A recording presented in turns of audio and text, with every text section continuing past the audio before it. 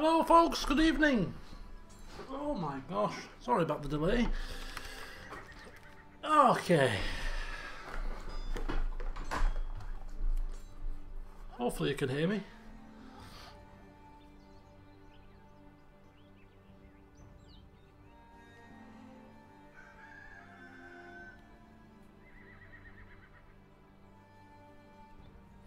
Good evening folks, good evening.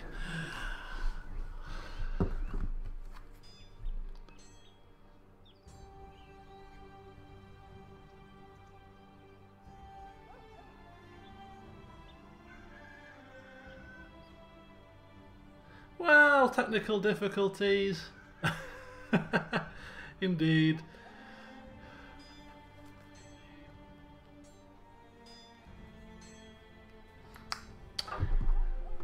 Because I haven't streamed for a while, the things weren't quite set up, you see. Right, anyway, welcome back. Happy New Year, belatedly. First stream of 2019. Well, good afternoon. Yes, good afternoon for those of you further east. I'm a bit hot and bothered at the moment because I plan to do my exercise at 4 o'clock, and due to some delays I didn't do it until 6, so I'm still suffering the effects, sweating profusely here, which is part of the reason for the delay of today's session. Anywho,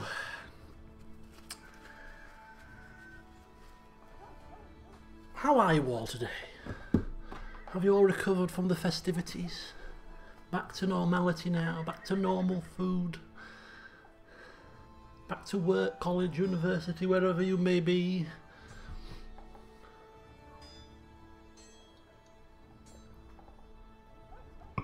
Indeed, back to the old grind. I was glad to get back to normality, I'm telling you. Far too much food and drink. Back now to normal eating, normal portion sizes, back to the football. Didn't play football for 3 weeks, I was missing that. So I'm glad. Oh dear. Never mind, Joker Jake, never mind. So, in the world of CK2, not quite a happy new year for our new Emperor. And yes, I do say new Emperor because the former Emperor, as you saw in the video update, met a rather unfortunate end. Decided to take his own life, he did. And has left his son in a bit of a mire, really. So he's got some work to do to get things up and running, and he has a few ideas up his sleeve. Now, he's not quite the diplomatic master that his father was, although his father wasn't really a diplomatic master. In fact his father wasn't diplomatic at all.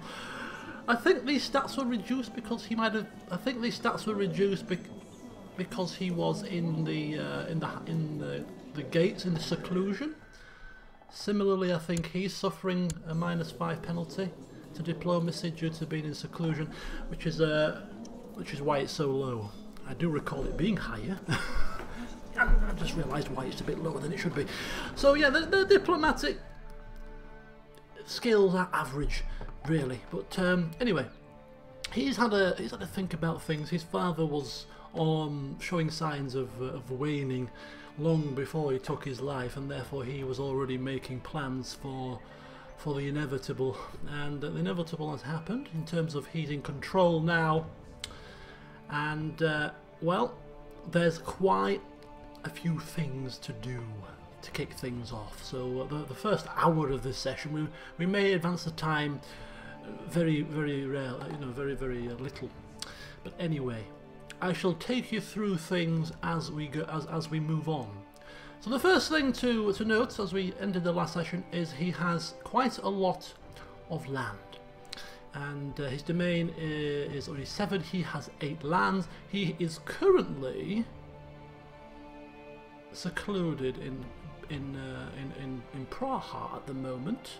There is a plague of some sort sweeping the land. Consumption is abound, so we shall have to bear that in mind. But certainly it's not hitting the capital yet, so I'm thinking to start things off we're going to remove ourselves from seclusion, because we are a new emperor. We need to be seen, to be heard and all that. So we're going to remove ourselves from seclusion. That's the very first thing that we are going to do. And then we'll tick the time over, and that should give us back some diplomacy, which is good because we need the extra diplomacy for relationship bonuses with our vassals. But the extra 5 won't make too much of a difference. So the first step is to give away some land. Now, our father gave us some land up here. We are currently the Duke of Mecklenburg, which is this duchy here. Currently right in the heart of the consumption. So we're going to kindly give it away and be done with the place, because this was the former Pomeranian lands, quite a tribal people, and to be quite honest with you, I'm sure Igor wasn't best impressed with the advancements in such a place. So we'll be happy to get rid. So let's take a look at what we're going to get rid of. And we're going to get rid of we're going to grant the duchy title to one of the counts already here. I'm going to give it away to the one that we like the most, I think, or at least who likes us the most. He has a massive negative opinion of us, and we don't like him that much. That's the county that we actually have, Rostock. This one here is a child. We kind of not want to give it to a child. And this guy is minus 56 and minus 5. Well, so yeah. Oh, there are some strings. There are many strings attached. Strings in the form of, you will bow down to me and do as I say, and if you don't, I'll come for you, wife, your kids, you and the whole damn family. Stick you in my cells and do what I want to you. That's the strings that will be attached to this kind gift that we were about to give somebody.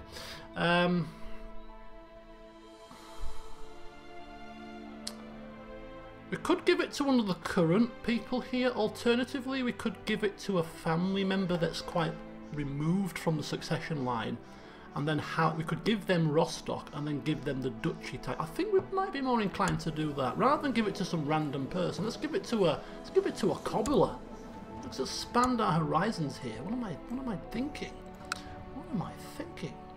What is he thinking? He's thinking things far better than I am.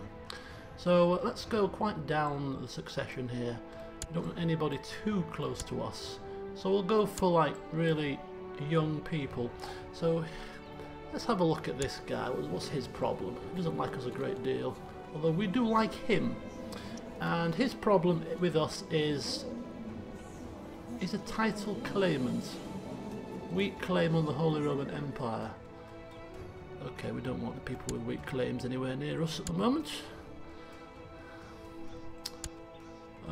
So let's have a look at Friedrich. He is our uncle. He is a prince. He is currently the Count of Nassau. He's got 2 children. Vincent is also the Duke of Upper Burgundy. His son has a higher title than him. I bet that goes down well over the dinner table when they meet.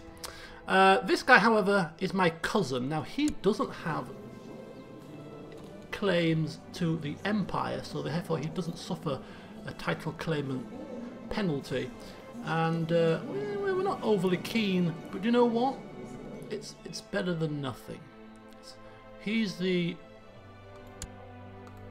currently the only adult Kobyla at the moment that doesn't have a claim on one of our titles, so he fits the bill. So good old Albert Kobyla, our cousin, son of Friedrich Kobyla, is going to be given the title of Count of Rostock initially.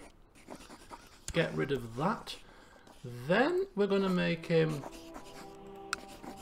the Duke of Mecklenburg.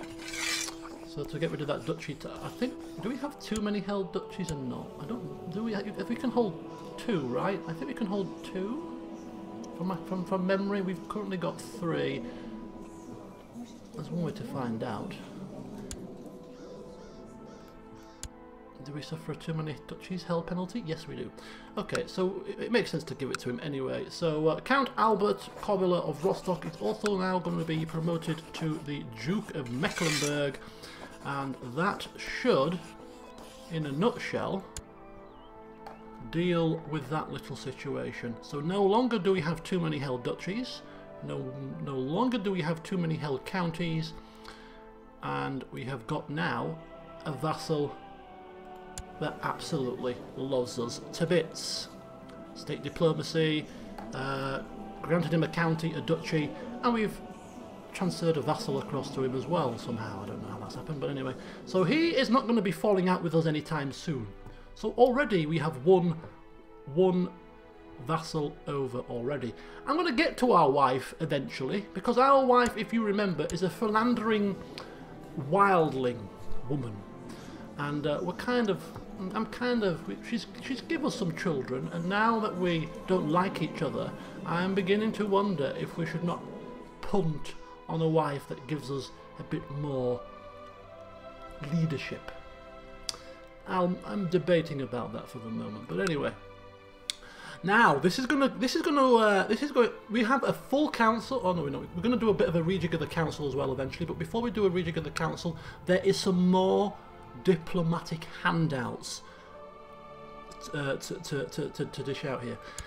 Now, this may come as a shock to some people. The generosity of this new king, new emperor rather, knows no bounds. To say that he is a highly intriguing man that's going to seek revenge for his father's demise, his generosity to start with is going to be almost a quandary to some people. What is he doing? Does he have an ulterior motive to these manoeuvres? First of all, bear with me on this one. We have, I believe, we've just got rid of some. But part of my father's downfall, he's thinking, is the fact that there was just too many vassals to keep in line. Too many of them. We're an emperor. We should not be busying ourselves with a plethora of dukes coming and going as they please and causing us concern at every turn. And, you know, what prestige is there being an emperor having a mere duke bend the knee when you can have a king bend the knee? Now, we hold 2 kingdom titles. We hold our kingdom title of Bohemia, we hold our kingdom title of Italy.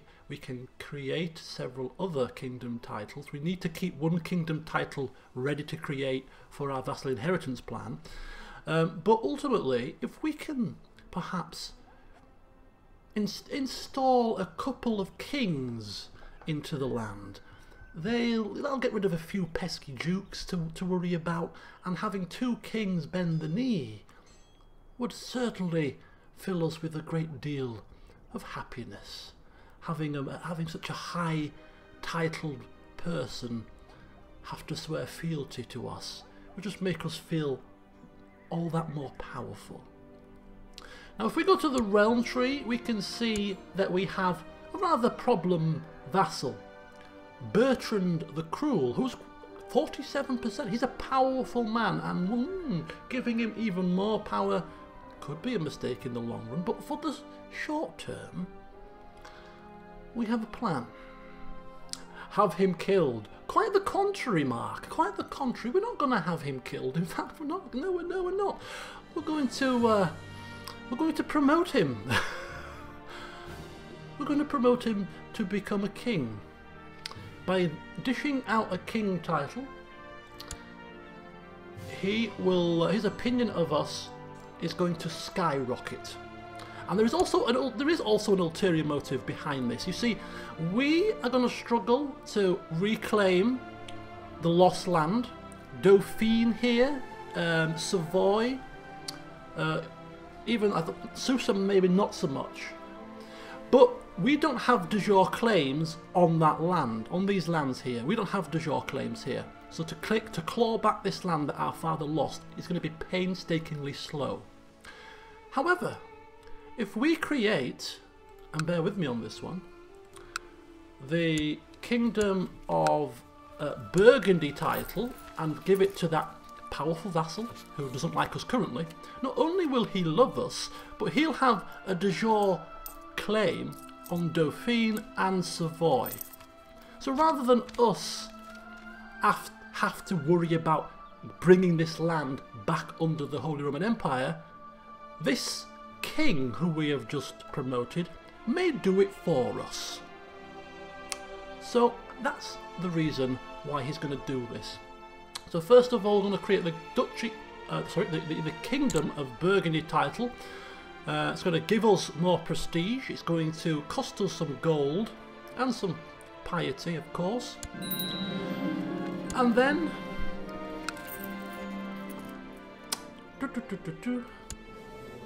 what claim does he have? He can press his own claim. I'm not doing everything for him. Duke Bertrand, he has a strong claim on the Bishopric of Orbello. Don't need to worry about such minor things. So he's going to hate us even more now because he desires the Kingdom of Burgundy. And if you desire it, my friend, then you shall have it. Why not? Take it. Take it all. So I don't know what lower titles he's going to get. We don't have any lower titles, I don't believe. The kingdom may not just be enough in itself, but ultimately I think we're also suffering with that penalty about predecessor.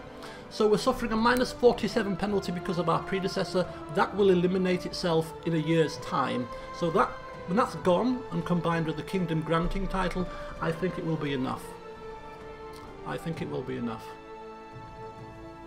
He's ambitious, which is a bit dangerous to have a king, vassal, ambitious, but that may also help us in the fact that he may well press to bring these de jure lands back under the Kingdom of Burgundy, which will help the Empire as well. So it's a bit of a risk, but it's a calculated risk. We will lose some vassals, yes. That's the plan. Our Emperor Igor saw how his father struggled with vassals, with duke vassals galore coming out of his ears, causing him concern. So he's happy to have less vassals, and he wants the prestige of having at least one or two kings bow down to him. It's a bit of a, you know, personal thing. Makes him feel good about himself, knowing a king has to bend the knee. So Kingdom of Burgundy, any lower titles that may be necessary to go with it, and that hopefully will make him slightly green. When the predecessor goes away, that will also hopefully raise him up a little bit more. So that's another little step. Now this is maybe even more controversial in some respects, but we have another kingdom title, and it's a kingdom title that has caused our father no end of grief. You see, these Italian folks have been nothing but a thorn in his side. Nothing but an irksome thorn. It was created to allow us to claim the papacy. Igor has no desires to claim the papacy anymore. He never did. It was his father, and therefore this Kingdom of Italy can be got rid of as well. And similarly, there's a land here to be brought back in. Now this is only a small account, this is only a smaller duchy. We could actually personally claim this ourselves in two goes. But under the same sort of methods, we look to the realm tree, we look to the second most powerful vassal, who just happens to be Duke Alberto Azzo the Cruel. He also desires the Kingdom of Italy title. And in a strange little twist, the King of Burgundy, as he is now, still desires the Kingdom of Italy. So when we install a second king, they may busy themselves with each other, which diverts their attentions away from us. So we're going to give away another kingdom title, one that's already created, and it's the Kingdom of Italy title. I'm going to give it to this man. Again, including the lower necessary titles. And again, yes, there is risks involved, isn't he? He's an intricate web beaver, you are right. The other guy's ambitious. These are all risky moves, but as I said before, this is going to hopefully be a calculated risk. Emperor Igor is called the Spider, and he believes, perhaps it's going to be his downfall, but he believes that he is the best schemer in the land. No one can out-scheme the Spider. So we're going to go and dish out the Kingdom of Italy title to an Italian, and hopefully they'll just get out of our hair. So there we go. Gets rid of a few pesky vassals. Gets a few of our more powerful vassals on our side, and look at that, it's actually shot up even further. It's actually shot up even further. The emperor, the king of Upper Burgundy is now shot up to plus 59. When the 47 predecessor penalty gets removed, that's going to be pretty much plus 100, so he's going to absolutely love us. Similarly, so is this guy. He's now plus 48 opinion, and when that predecessor penalty goes, he too is pretty much going to love us. So fingers crossed we can keep them on side, and if we can keep them on side, hey ho, that's all we need to do. So that's yes, we now have 2 king vassals, and the emperor is very happy. We'll see how they get on as kings. Will they press claims? Will they would have actually a better chance of getting these guys to bend the knee by offering vassalization than we did, because they actually now a de jure part of the kingdom. So we'll see if they can manage that. So what else is there left to do? Well, that's the land that we are going to give out, and the titles that we're going to give out sorted. Time to sort out the council. So first of all, if we look at our vassal opinions now, there's the newly created Duke of Mecklenburg, Albert Kobyla, loves us. King of Burgundy likes us quite a lot now, as does the King of Italy. Oh, looking good there. And we've got a few dukes, all looking rather nice. I'm just looking for any powerful vassals that may need council seats for the time being. No. Okay. Now this Prince Archbishop of Holstein, he's currently in our cells. If we were to release him, for instance, he was in prison because he's a heretic, I believe. Catholic heresy, the Waldenesian. Interesting. We'll see. We've got quite a few council seats cropped up, I assume because some of the vassals that have gone under the kings were previously in our council. So we can look at. Let's have a look at this. Let's see who we might want to dish out some council seats to.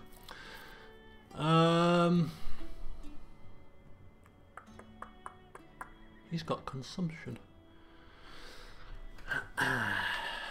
Bedrick Kobyla, is he a count? Don't need to worry about him. Council is looking empty, yeah, looking a bit bereft of staff at the moment. This steward is a good marshal, from what I can remember. He's got a really good marshal, so we're going to actually swap this guy to become our marshal. So that's a good start. And we can spy. We are currently intrigue focused, so we can start using some spying, which we will do very shortly. Let's just get the let's get things sorted here. Let's take a look. Let's take a looky. How do we do this? Where the hell is it? Point councillor. Am I doing this right?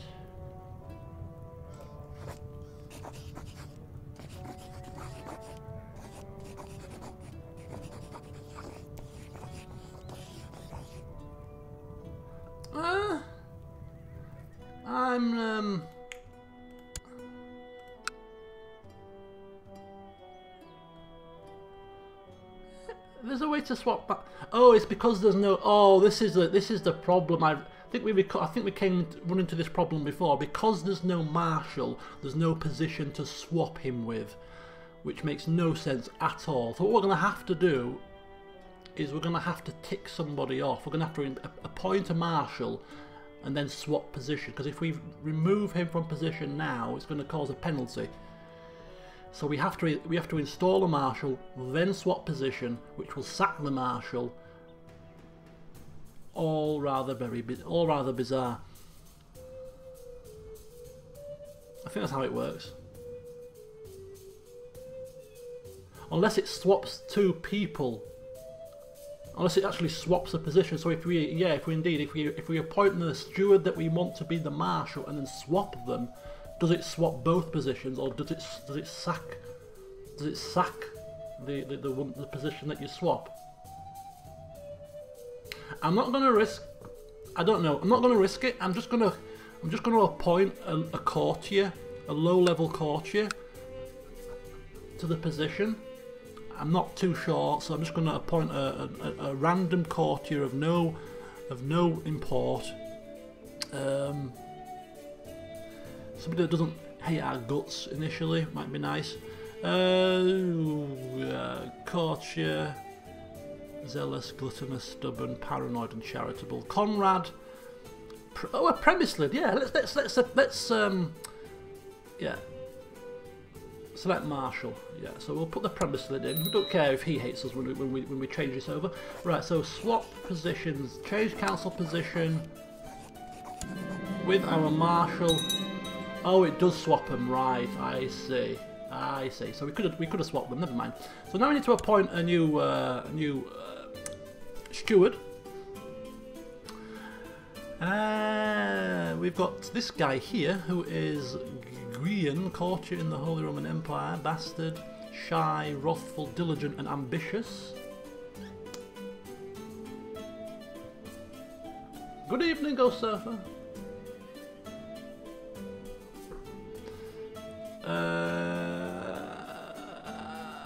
Who's Friedrich? Is he a cobbler, isn't he? Yeah, he's a cobbler. He's only a count. No, we'll go with this guy. Go with the highest statistic for this one. So a new steward in town. Let's bring him in.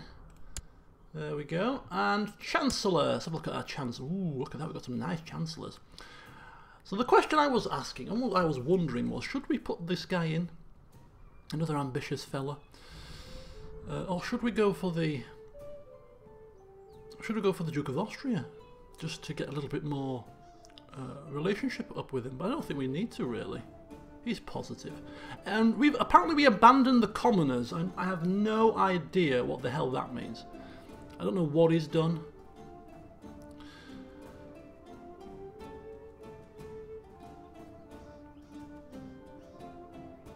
Okay, this guy's a little bit of an issue. No, I think we'll just go again. Oh, is that? Oh, really? Closing the gates may have that problem. Okay, we abandoned what we did. Well, we feared for our lives. Spy Master, Duke of Tyrol. He hates us even worse. Duke of Tyrol it is, plus 12. So there we go. Our new council is looking not too shabby, and some of these people this guy has now improved his opinion due to that. So we'll put our council members to work then, and we'll start with the marshal who will train troops. We have this is how good this is, you see. We actually have a king training our troops. Go figure. Ah, yes. Come on, King Bertrand, crack that whip. Come on, get working. Just because you're a king doesn't absolve you of hard, bloody work. Come on. Collect the taxes. And just to start with, because we're new in power,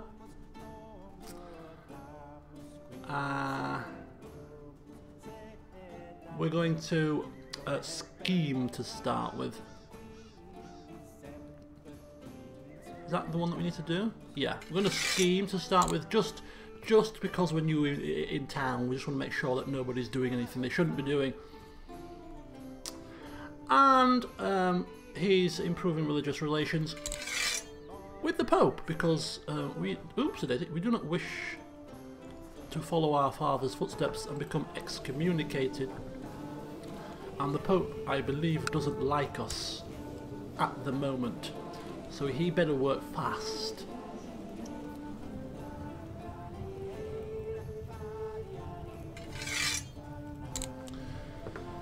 And I'm going to leave my Chancellor unassigned for the moment, because we may have a task for him depending on what we come across once I've sorted out some of our more administrative tasks. Right, next job, minor titles. We need to appoint a regent. So I will open it up to you guys, and let's look for a regent together. Both kings are cruel. Let's have a look.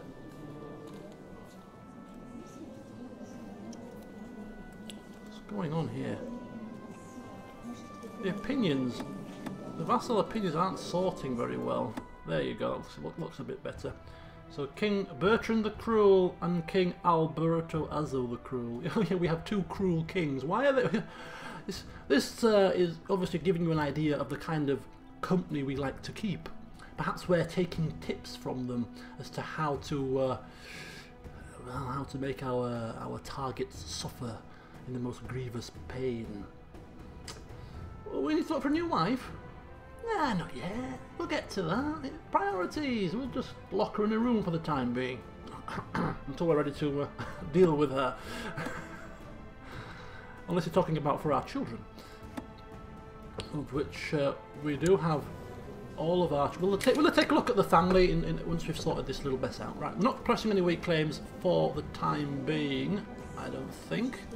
Although counties... The only one that I would be interested in is County of Zeeland for Ivan Kobyla, because he's a family member. If we were to press this, the County of Zeeland would come under our control. But I don't wish to tangle with the King of France at the moment. Titles that can be created, we'll keep that open because we may need to create a kingdom title. That's in the not too distant future. Right, sorry, I was getting to this designated regent. Right, we have no children that are of age yet, so we could offer it to a family member. Alternatively, we could offer it to the most loyal of our vassals, of which we don't know who's going to be the most loyal vassal right now because we've just come into power, so these could all be backstabbing creeps. But for the moment, the most loyal vassal, as it stands, would be Duke Albert. But he's not very good. Mastermind theologian, homosexual, greedy, envious and proud. So I don't think we would want him running the empire in the regency. The King of Burgundy is actually quite good militarily wise, but I'm kind of loath to give it to somebody outside of the Kobyla household, to be honest with you. So what we'll do is we'll take a look at the Kobylas and we'll see who fits the bill. Who are we going to make our regent? We could actually give it to our Chancellor, who's quite a high up position, but no. Bedrick. This is our uncle, right? How does he feel about us? Not very good. Not very good at all. And his children look quite uninspiring, it must be said. Could give it though. My sister's away from court. Where's she? These are all married off. Hans is what, 15? He's coming of age very shortly. Our children are not of age yet. This guy's kind of... it's not very good. Vincent. Albert. The Kobyla family tree is expanding quite nicely. Could give it to Ivan. Make our drunk uncle our regent and become the laughingstock of the realm. Yesek actually is pretty decent, but he's a title claimant as well.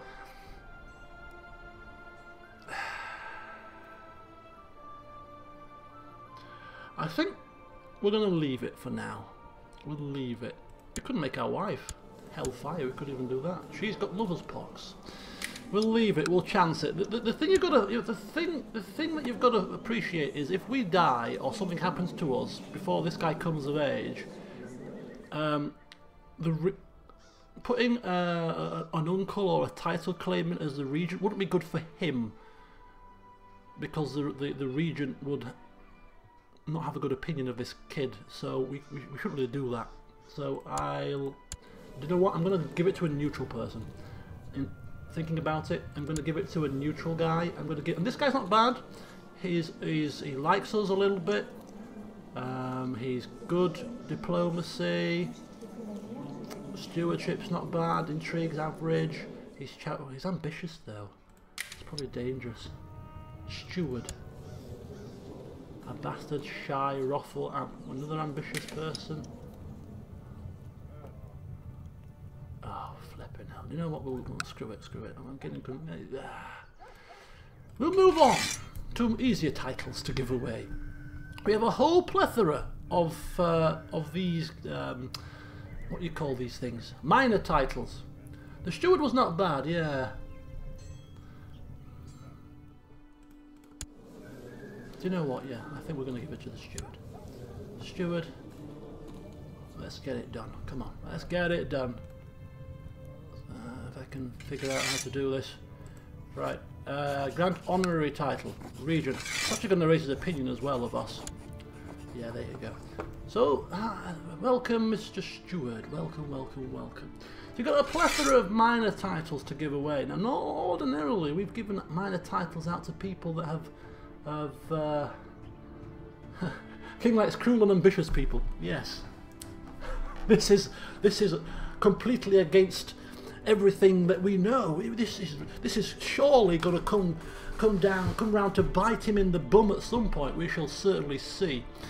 These titles are usually given out to people that have done us a good service.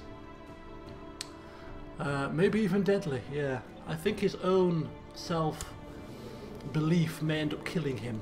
He believes. I mean, he believes that his intrigue is enough to outsmart any of his opponents in this game of chess we are playing. Right. We'll leave these for now, and we'll in fact focus on the commanders, because we have a distinct lack of commanders. We're going to give Yesek, Prince of the Holy Roman Empire, he can have a commander's position, 23 command, and we'll give another one to this guy, Constantine, and we have 6 more slots. The King of Italy, come on down. And who else we got? We got Hans, Duke of Tyrol. Yeah, you come on down as well. 1, 2, 3, 4. We got 4 more slots, and then we're starting to get to the dregs, aren't we? So what we'll do is we'll invite 4 more people.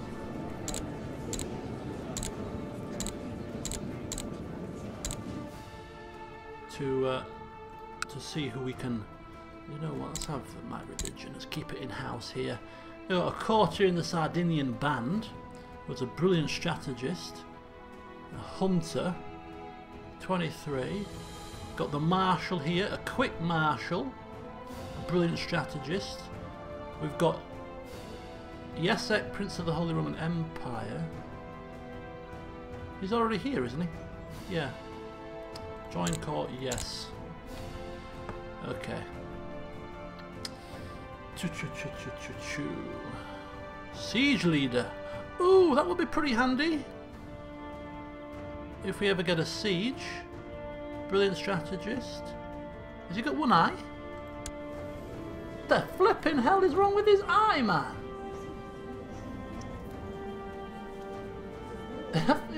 Somebody's drawn an eye on his eye patch. That looks hideous. For comedy value alone, he must come to our court. Come on down, Mr. Funny Eye Man. Court chaplain. A Lightfoot leader and a siege leader. Another siege leader. Has he got one eye as well? Oh yeah, oh, this is the one. We're gonna have the one-eyed band.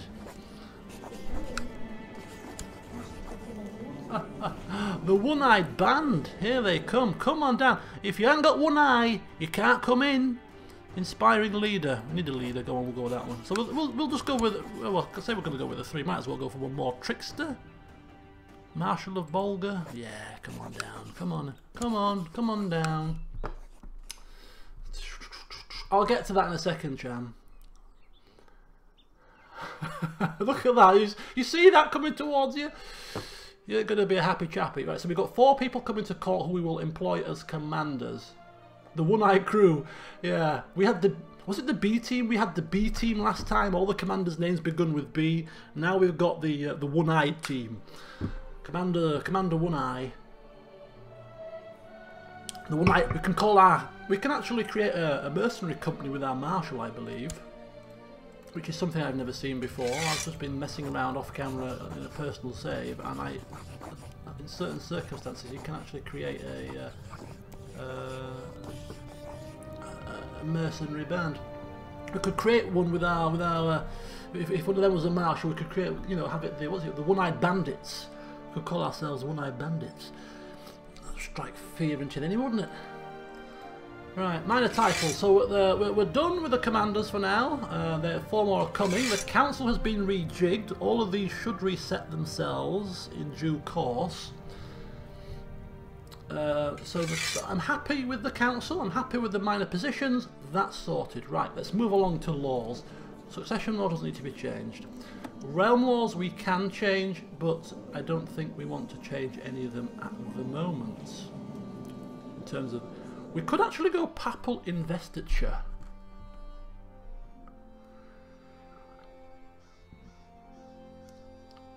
Although it's not... This has to be passed by the council. And they're all undecided. So it's not forced to happen. But ultimately, I mean, free investiture, we appoint bishops. But I've never used this. Although we have free investiture, I have never gone to this screen and actually appointed a successor manually.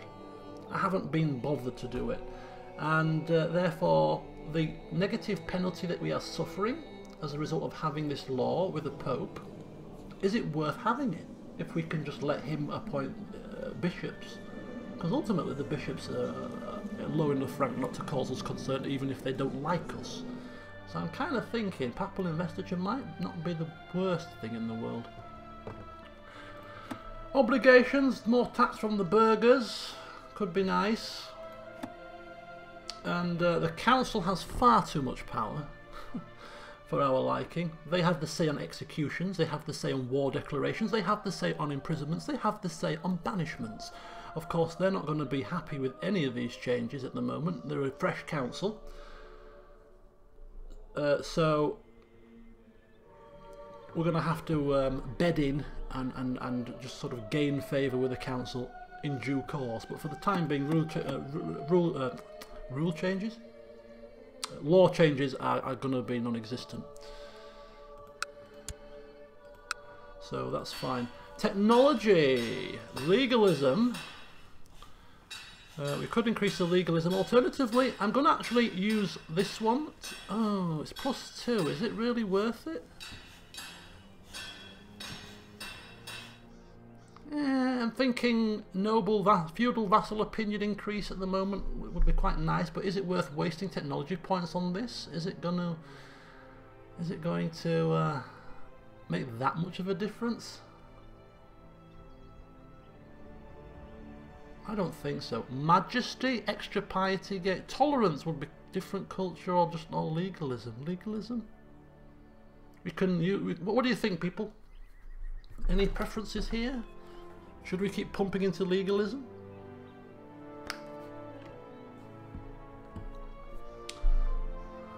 Legalism?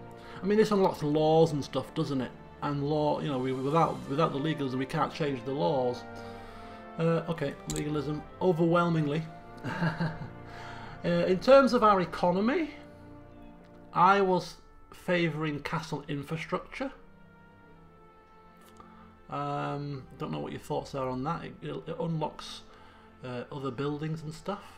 Castle Town level 4 would be quite nice. Improved keeps gives us a few extra buildings also. Not bothered about these two at the moment. Trade practices also. Construction, local build time. It's tossed up between castle infrastructure and improved keeps, neither of which we can get right now, so the argument's a moot point.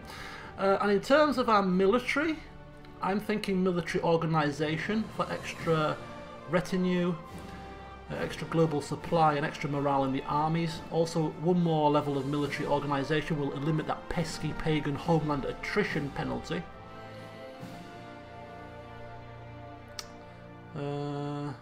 So we'll go for that one. Construction will give us expanded sick house. That may assist the disease repellent situation. Military. This is all going to fluctuate and change. Because we've tinkered around with our vassals, we may lose a little bit of our military strength from our vassals for the time being, but that will all change when the relationships increase. Over the next year we lose that penalty from our father's opinion, from our father's reputation. Intrigue. Right, we're going to try and end all plots to start with. Reset the plots. This prisoner here who is in prison, we're going to ransom him for 145 gold. He's not our prisoner, we don't care, he's a heretic right now. Let him do what he wants for the time being. 145 gold is quite nice, we'll take that, thank you very much. And once I've sorted everything out, we'll give it 6 months. We're going to hold a grand tournament to celebrate our coronation. So that's soon to come. Factions should hope... This is the most powerful one, increased council power. If that's the worst of them, then fine. We can cope with increased council power for now. We've got quite a few threats, you're right. So the final thing to do, we have sorted the admin out. We'll go through the rest of this. Vassal inheritance warning, Count Blave of Mecklenburg. Well, we're not bothered about it. See, I know what vassal inheritance does now. I didn't know what it meant before. Now that I've researched it and I've figured out a way to use it to our advantage, I kind of know what it means when it gives us these vassal inheritance warnings. That being said, the ranks of these people are so low, I'm not overly concerned. We can set crown focus because we're a new ruler, so we shall set it, of course, to Praha. Our council will remain discontent for a little while until things settle down, which is perfectly fine. They're all positive opinions, so we're not overly concerned at the moment with them joining factions. Touch wood and fingers crossed. Commanders we've done. Threat, yeah, whatever. New important decisions, grand tournament. Idle council member, yes, that's the Chancellor. We are keeping him there because we have plans for him in a second. So I think it's taken just less than an hour actually. It's taken about 45 minutes, so I think we're pretty much ready to go. So the final thing, just to make sure, is we'll see. You see, we can't really do it now because these are all going to improve in opinion. She's going to get a plus 20 opinion over the next 12 months. That'll take her positive. He's going to get a plus 45. That'll take him positive. He'll be slightly negative, which is fine. He's a child, not concerned. All of these are positive. He's coming out of prison, so he should begin to like. Well, it shouldn't be as bad. Minus 32, minus 59, so that'll also help. So all, in fact, fast forward to this time next year, I think most of our vassals will have a positive opinion of us, which is actually quite the turnaround for our new Emperor Igor the Spider. His spiderling ways may well be already proving to be quite efficient, quite effective. So I'm quite excited now to see what exactly our new kings do, if anything. So are you ready, guys? Are we ready to unpause? Do you wish to hold on to your seats, get ready, get yourself braced for the excitement?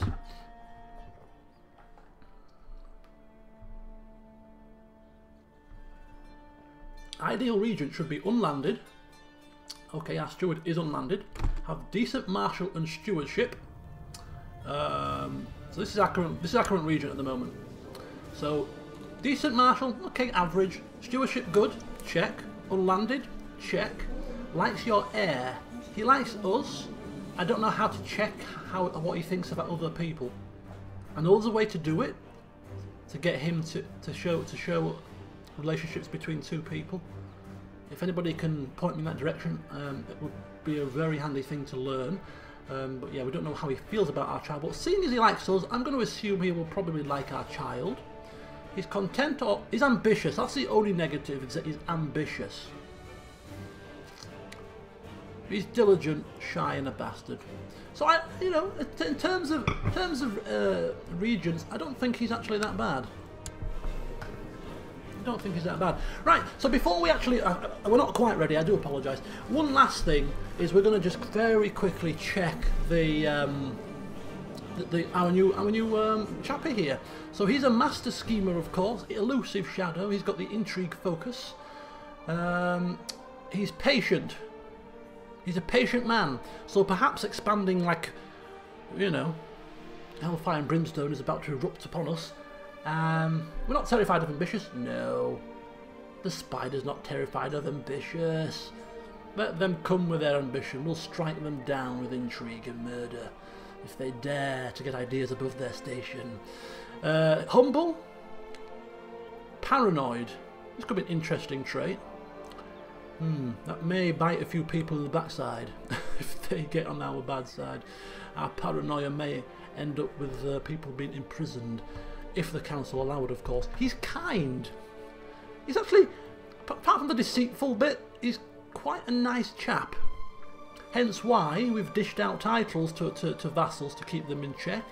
And we've shown quite a generous streak in our early days. But as I did say, there are those people who this kindness does not extend to. He's also craven and a coward.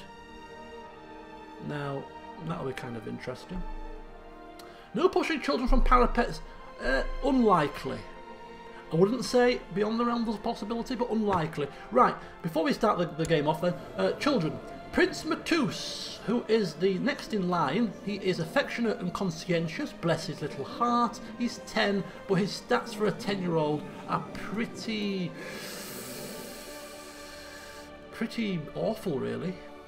Can we change that? Yes, we can.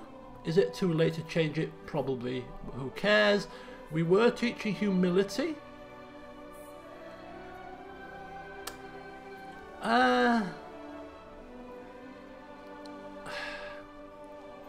Struggle, pride.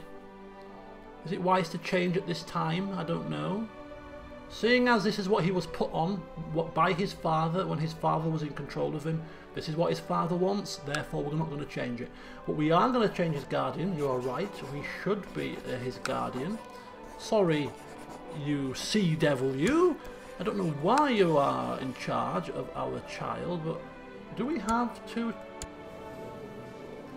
We are ward, we are guardian to our daughter and to this kid. I do not wish to be guardian to him. So we will give that honour to somebody else. Who else would become guardian to this child? I don't really care. He's not even ours. Who is he? Not a clue. We'll give it to another member of our family. Keep it in the bloodlines. Bedrick, you never go. No. How do we remove ourselves as this person's flipping thing? Give him to one-eyed man. Right. Is it anybody? I don't think we can change it with anybody. His opinion of us.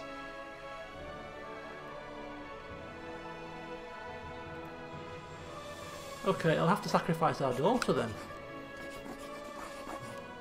Right, we'll give our daughter to Prince Ivan, our uncle. Sorry, love. Oh, he's going to have to accept. He's going to have to accept. Right, fine. So we'll give our daughter away to our uncle. which could prove to be rather horrific, but anyway, there we go. We're just trying to smooth things over with the family.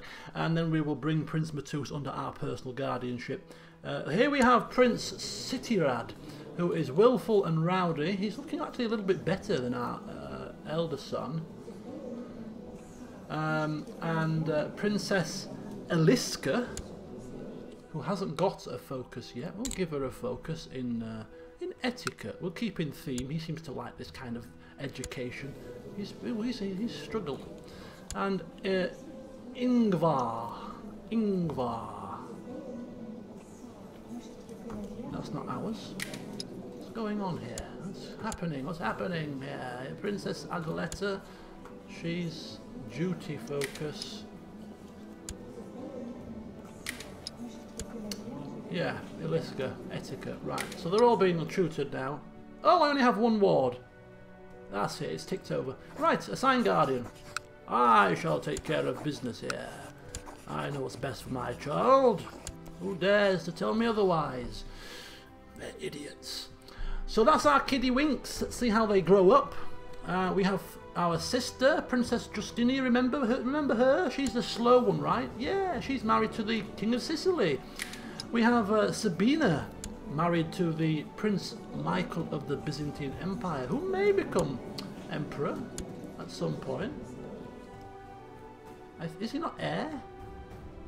No, I think they're elective, aren't they? Are they elective? Oh no, they're primogeniture. Why is he not first in line? Who is this child?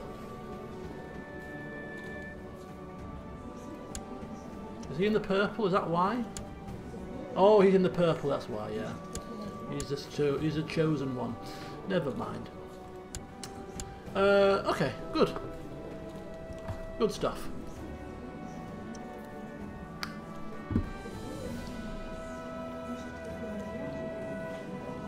Okay, so I think we're done. We've had a look at our kids, we've had a look at all these people. Vassal opinions will soon increase. Let's go! Oh, we're off and running! Right, let's get rid of all these plots first. And then the defensive pacts will start as well. Got a load of messages. Arrived at our court. Here comes our commanders. Plots.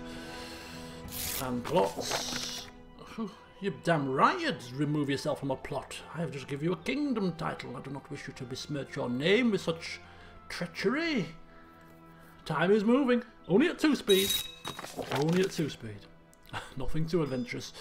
Here he comes, look. The one eye. This is so freaky. Why would you draw an eye on your eye patch? Really? That is not a good look. Anything else? Very good. Keep ending your plot. Right, a dirty secret. Count Lothar and my courtier Judith were in a flagrant. I am shocked. Who is she married to? Is that my daughter? Who is she? She's married to my uncle. Unfortunate for him, of course, but he is a war to our child, but we do not care enough about this man to be exposed. Count Lothar. Who is this Count Lothar fella? We are kind. Forgive and forget. Just give her a ticking off and let it be. Family tradition. Family tradition. Our family, the males of our family have a tradition indeed of being cheated on by their wives. It happens. It's happened to nearly every male family member that I can remember. They've all been cheated on. There's bastard children flying around. It's just, I don't know what it is. He's paid a ransom, which is glorious. Gives us some coin. In fact, whilst I'm here, that's one thing that I forgot to do, is to, all these bloody plots. My God, at least they're all ending them, it's a positive thing, for God's sake. Okay, I get the picture, leave me be, man, leave me be, I've only been emperor for 2 minutes and I'm already stressed. Get away from me with your damn messages.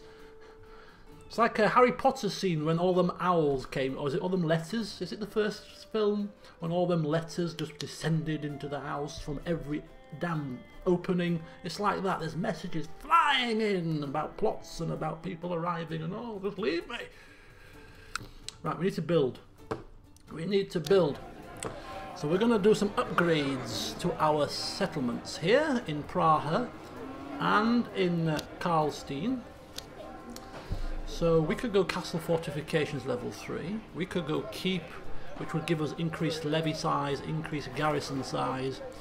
We could go training grounds, which is morale of the army and reinforcement rate and a little bit of extra retinue size as well.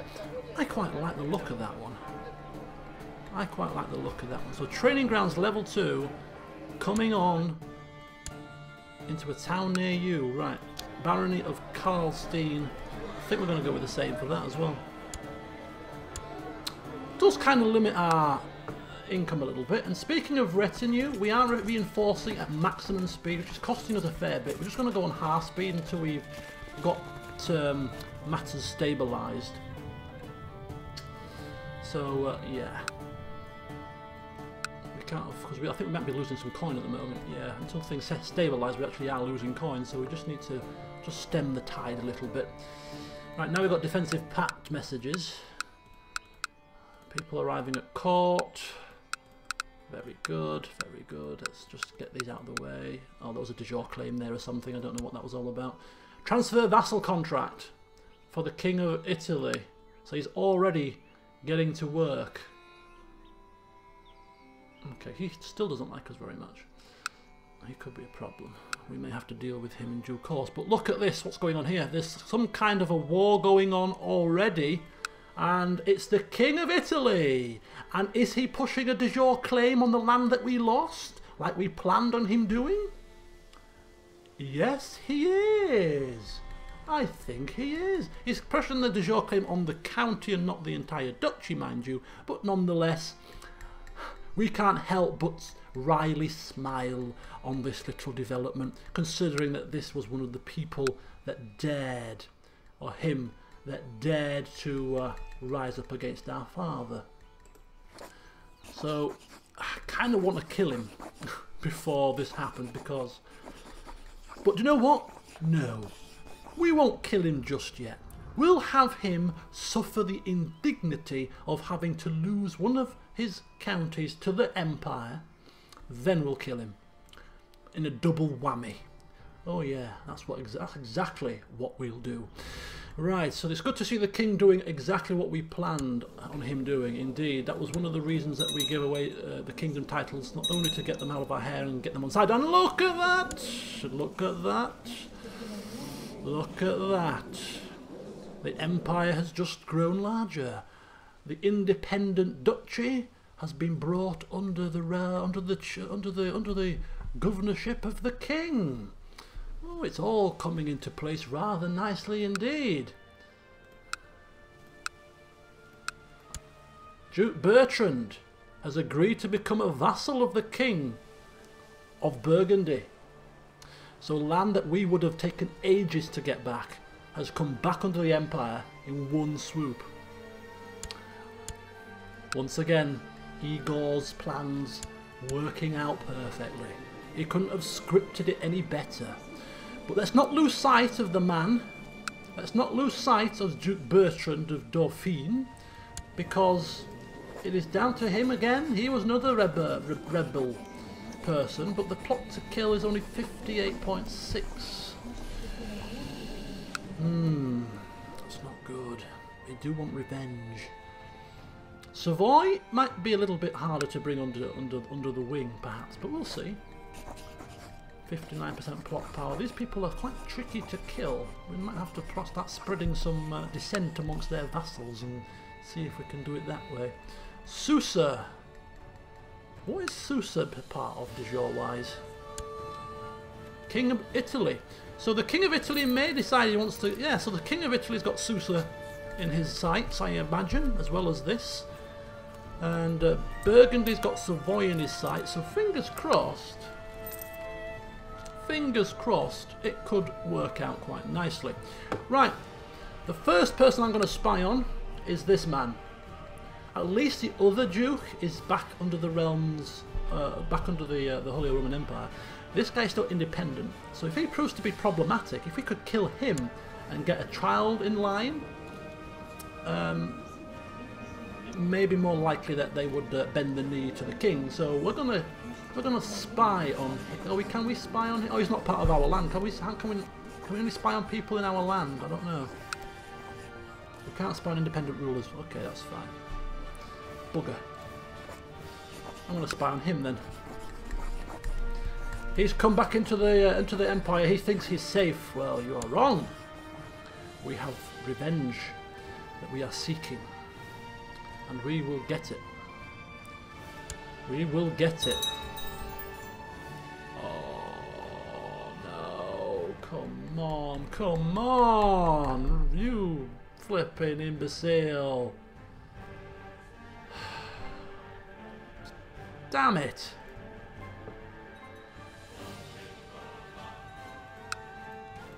How is that going to affect us? Other than a minus 15 penalty, is it? Same faith opinion, and minus 5 to diplomacy as well. Jesus. Just as we were getting people on side, that kind of is rather irksome. Rather irksome. But I don't think it's a massive issue.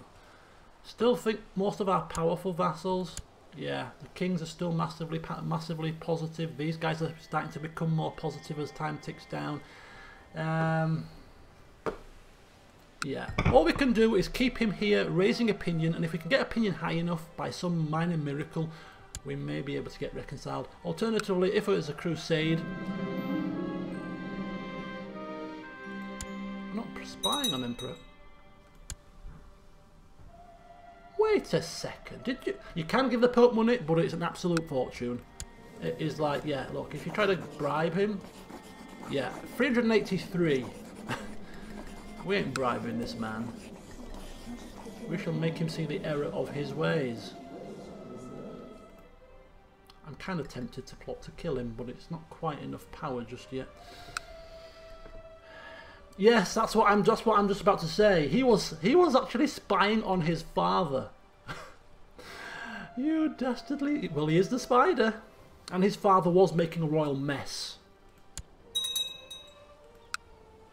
He was making a royal mess of the empire, so it made sense, to be fair. Oh!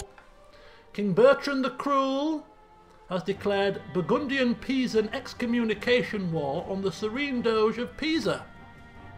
Alrighty. Okay, keep going. Keep yourselves busy. I like it. I like to see busy vassals doing their stuff. Not a problem. Right, anyway.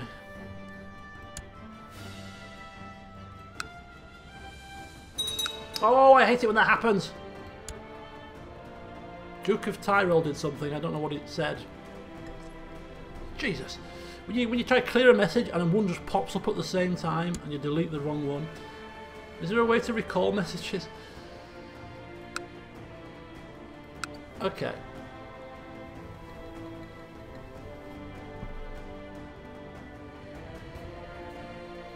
I know we haven't gone very far in today's session. We've done about 2 months. Okay, I'm sorry about that. But there is something else I need to sort out very quickly. Our plan is to take the Kingdom of France or England or another kingdom title in one swoop by vassal inheritance. The only kingdom at the moment that has an adult heir out of the ones that we are looking at is France, which is convenient because France is the main title that we want. Now this guy is in line to be next on the throne, so if we can have him accept an invite to court into our lands, that pretty much would give us a very good opportunity to have him become King of France, because our plot power to kill the King of France is more than 100% at the moment. So we need to focus on bringing him to our court, which is why I've got our Chancellor free at the moment. Now, he doesn't want to come to our court at the moment. I think our threat was about 43%. We can give him a gift of gold and that will increase his opinion of us, but his opinion of Countess Sophie is higher. The issue that we've got is that he is married to the Countess of Zealand. So he's not going to leave his wife. Now there is one way to force somebody to come to your court, and that is through a favour. If you buy a favour with them, you can force them to accept an invite to court. The only issue with him is, I think there's some kind of blockers to that, and I think one of them is if they're married, or if they're in service to their liege, i.e. on their council or something. You can't force them to join, even through a favour. So considering that he's married to a count, his wife is causing us a problem. If his wife dies, we can probably get him over to our court. His only tie to where he is at the moment is his wife. So we need to kill his wife. And unfortunate as it may be, it has to happen. Now,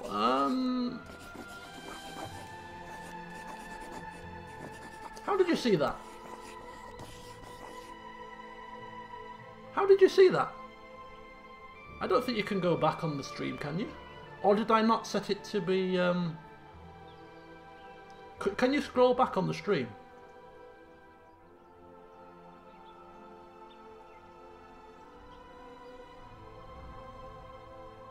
Ah, I haven't set it to be the lowest level of delay then. There must be about a 5-second delay then. Okay, that's fine. I usually set it to ultra low latency, which means you can't scroll back, but then there's no delay. But it must be on the standard setting, which means there's probably... I haven't noticed too bad a delay though. There'll be about a 5-second delay. So there you go. Anyway, at least you can scroll back and check missed messages. So thank you for that. You will be my eyes and ears. So Duke Hans of Tyrol has declared Hans of Tyrol's war to revoke. So he's revoking somebody's title. That's fine. Right, okay, so we need to figure out how to plot to kill this woman. So I am coming to you, my trusted council friends, and those that might have some scheming way. I mean, the spider asking for ways of for intrigue advice probably seems a little bit strange. But yeah, how can we get this to happen? We need to plot to kill her. I'm going to start it off. I know it's only 62%, but I was thinking that if we start by sowing dissent with our Chancellor, at least getting some of her vassals and stuff and other important people in her realm to dislike her, that would be a start. Alternatively, we can put the Spy Master in her land, which will increase plot power. Discourage vassals, recruit new members. I think it's this one, build a spy network. So we get an extra 8.5%. So we can't do that until the 3rd of August. So come the 3rd of August, we're going to put the Spy Master into her land. Then we're going to also sow dissent and just pray that we can get her bumped off. I have turned on in the rule set the ability to assassinate through the old method, through paying for it. This was removed, I believe, with some patch or other, and you can only kill people through plots now, but I did turn this on as a kind of a... to use it sparingly, so like maybe use it once and then that's it, rather than spamming it if you've got a load of money. So that's also an option. There's a 47% chance of it being successful, 26% chance of being discovered, which is quite high. So there is an element of risk to it anyway. But we'll do it through the plotting to start with. And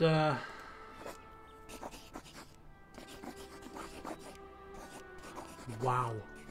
No, not to her, to him. 400 coin to buy a favour. Jesus, that's a lot of money. Mind you, he is the Prince of France, I suppose. That could be the issue. Okay, so the first task is to bump her off. So let's go to intrigue. Let's go to kill Countess Sophie of Zeeland. There's going to be nobody in her court that. Okay, there's one person in her court that can be bribed to join the plot. She's paranoid, brave, deceitful, and shrewd. So we shall invite her. Auto invite. And we'll see, and we'll get a bit of extra plot power from our spy master. We're going to be close to 100%. We just need one more of these people to turn. If we can get that so descent working with the vassals, this is not beyond the realms of possibility here. Oh, we are still plotting, and this is probably the plot to end all plots. This is a plot to take down a kingdom in one swoop. Right, oh my god. Again, Count Lothar! Is this a different courtier now?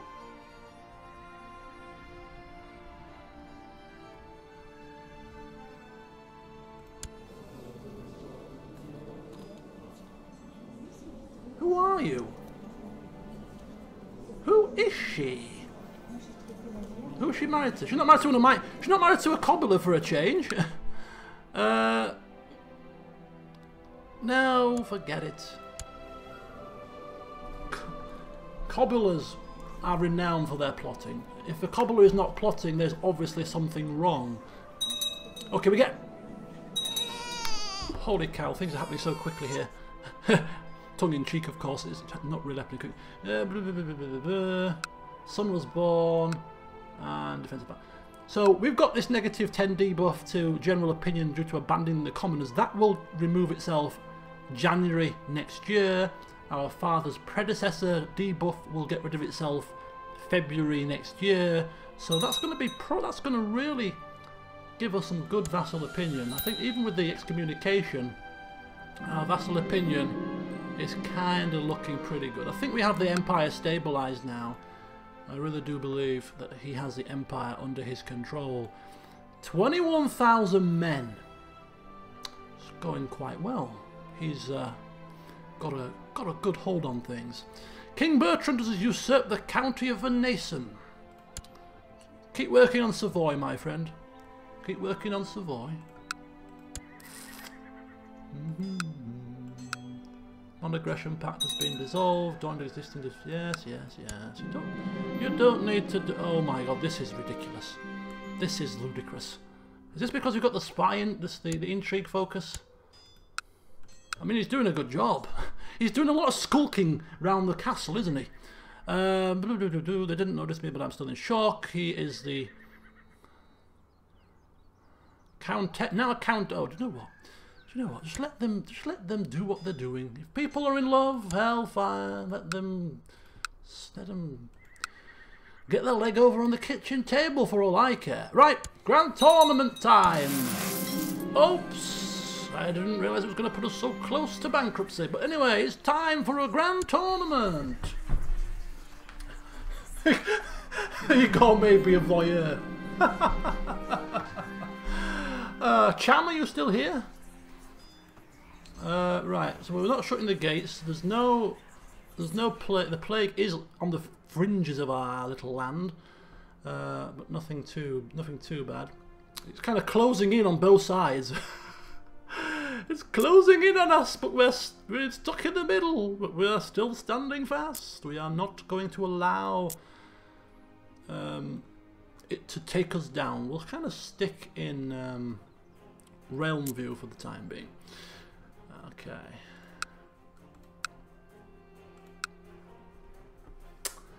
We're bankrupt again, yes, but it's a good kind of bankrupt. It's a good kind of bankrupt. Money was put to good use. That's what we will say anyway.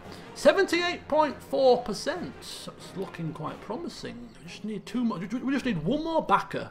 Our spy master to come along, and then she's dead. Hopefully. Hopefully. Right, so did we send him across to sow dissent? We didn't even do it. We didn't even bloody do it. With sow dissent, man. Come on. We were talking about it, but we didn't actually do it. Right, she is the Countess of Zealand, is she not? I believe she is. I should have double checked just in case she wasn't Countess of Zealand, but she is, yeah. So now we're sowing dissent, which is all very good. And we have a book or a burr. We could start reading, or we could go hunting. Now, I believe, was it our grandfather? I don't think it was our father. I think it was our grandfather that was a renowned falconer. Jacek Kobyla was a renowned falconer. So we're going to step in his shoes, follow in his footsteps, and we're going to try some falconry. Hopefully it won't be disastrous and wound us severely. And we have a new child, and we can actually name this one because we couldn't name any of these. So we're going to go with a Kingdom Come Deliverance name. So get thinking, my friends. What shall we call our youngest son, who of course is far removed from the line of succession, but you never know. You never know. He could go on to great things. He could be anything. He could be a prominent council member. He could do many things. Henry. Oh my God. Okay. Oh no. Two people already gone for Henry. I think we better name a child Henry before the series ends. So we'll go for Henry.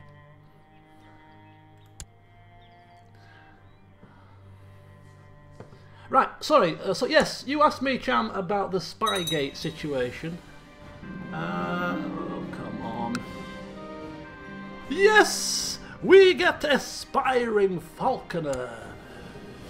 He's taken after his grandfather. You scared me there, Ollie. I thought I'd not changed it properly. The Lords of Saxony have approved the blah-de-blah, and Sylvester's joined the defensive part, and joined the defensive part. Ooh, this plague is looking quite horrific.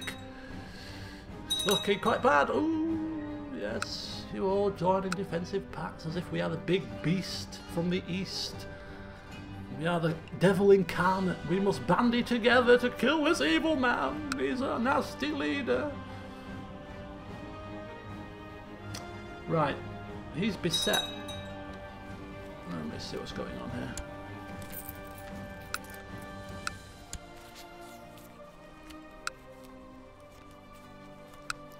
Okay, I'll get to Spygate in a second. Right, Mr. King of Lombardy. Mr. King of Lombardy likes us plus 96. He's loving life, and I'm just checking his war score really. So he's got 8% war score in his claim for this county. Why do you sound so surprised, Maziga? It's a grand strategy game, or a strategy game I'm playing, and therefore it goes without saying that I'm going to be excommunicated. Doesn't matter what happens. I can try my very best to do things by the book, and still the Pope decides to screw me over at every turn. That's what's happened. Rome is doing very well. It's encroaching well into the Byzantine lands. But I'm not drinking... Well, that's a lie. I drank some rum yesterday. I said I'm not drinking rum this January. After Christmas. Sort of on my regime again. But that fell by the wayside. Big revolt of rum. Anyway. The Grand Tournament is now upon us. Let the tournament begin, and hopefully this time we will get a decent winner, not some cripple. Yes, Spygate. I'll get there eventually. I think it's a load of crap, basically. I mean, it's just so happened that this staff member has been caught on this occasion. But do you think it doesn't go on? He was in a public place. He wasn't doing any, wasn't encroaching, wasn't trespassing. Didn't have the binoculars out and the any other sort of means of intrigue. He was on a public footpath, and fair enough. There's an argument. Oh my God! Right, don't bother me with details of tragic deaths. Thank you. Yeah, you can argue about the morality of it, but you can also argue about the morality of people that dive to win penalties and regularly cheat, throwing themselves on the floor like they've been shot by a shotgun at the merest of touches. Is that not morally cheating? Is that not a moral dilemma? I'd say that's the case as well. Wounded, yeah, don't bother me. He admitted it.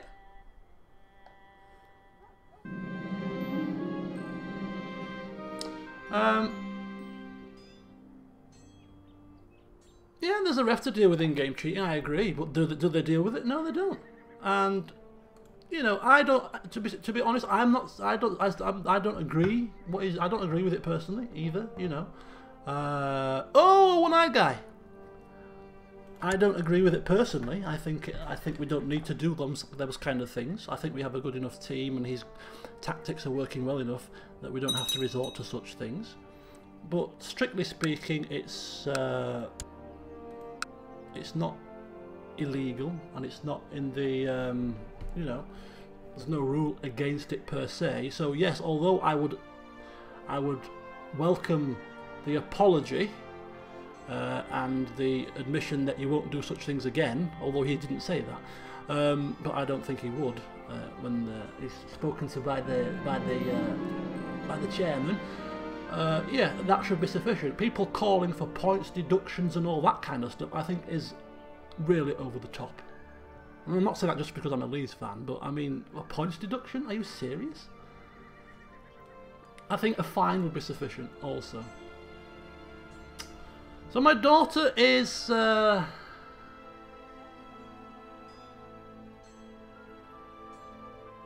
the flu.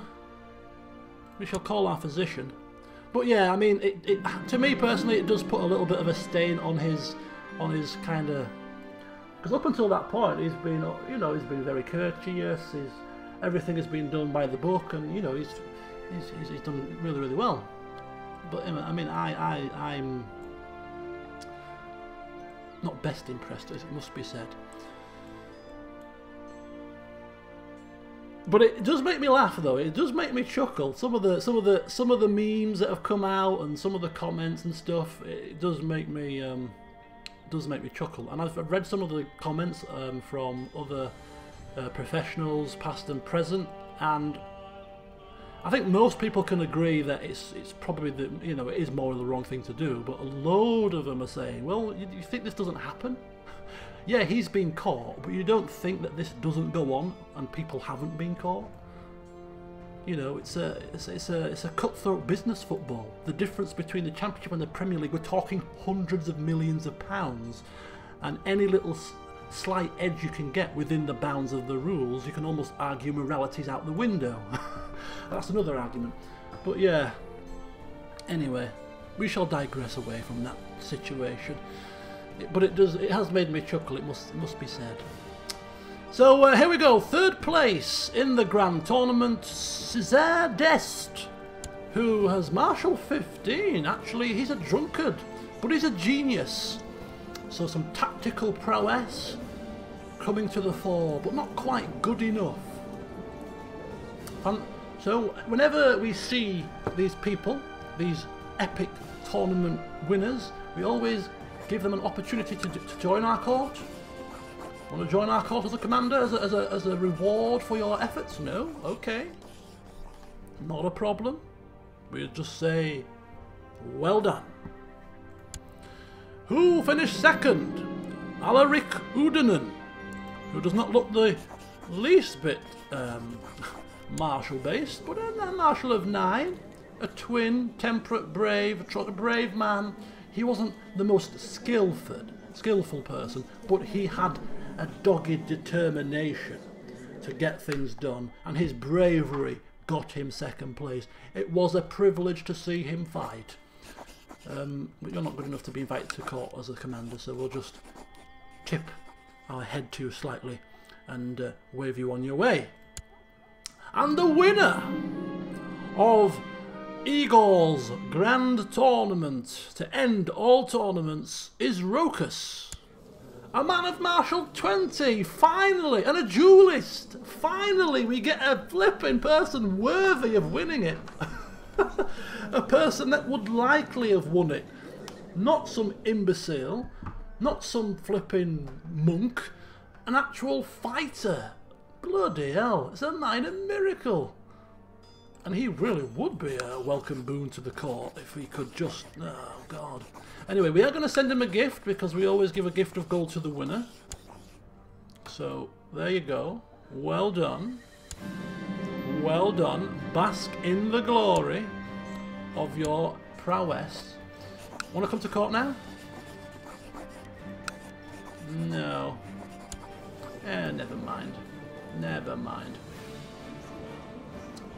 But, why won't he come? Just out of interest.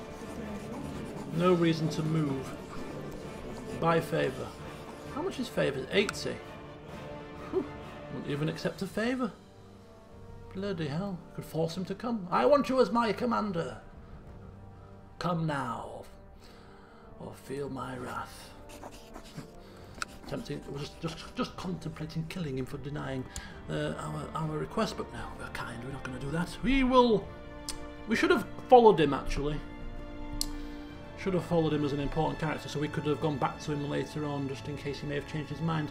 Nah, well. What am I doing? Time is ticking away. This war ended inconclusively. What are you doing, Bertrand? Look at that. Bertrand's opinion is now 100. So we are now... we won't check it just yet. We'll check the vassal opinion on the 1st of February. But yes, we now have an opportunity to move our spy master to build a spy network in Zealand. We are going completely hell for leather here, trying to get this plot power. So it's now to 86.9. We need one more plot backer.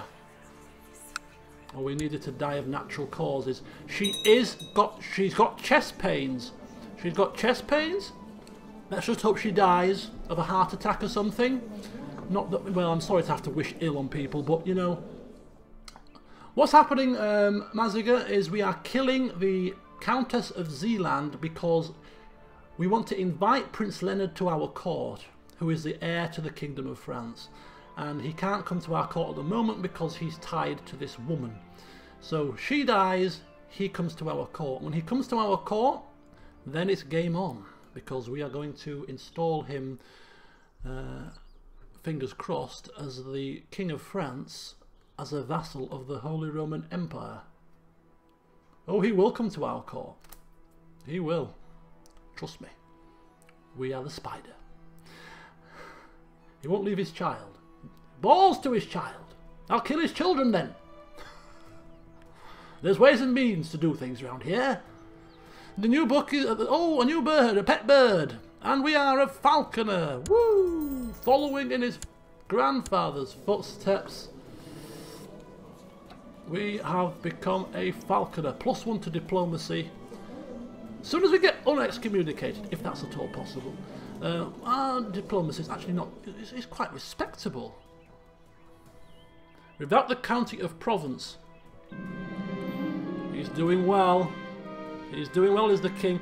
Got to be very wary though. He is quite powerful. He's 57% of our overall power. He has to be kept on side completely.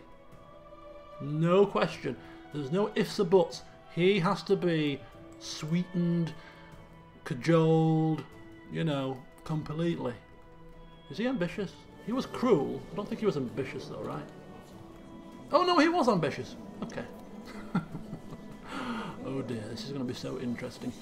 According to my marshal, the rather powerful king who should be worrying us right now, suggested constructing outposts to make the peasantry feel safer. Of course we'll do such a thing.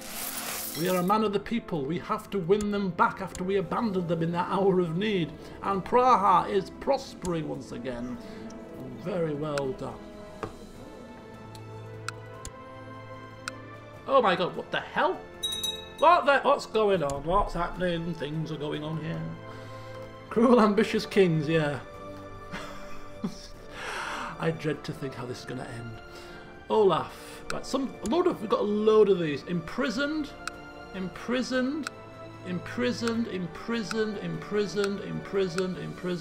he's just imprisoned a load of people. Imprisoned.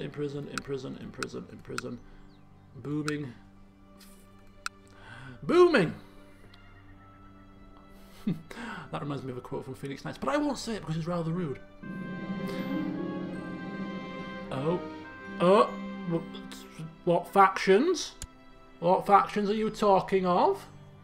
None of them should really cause us too much concern. Really.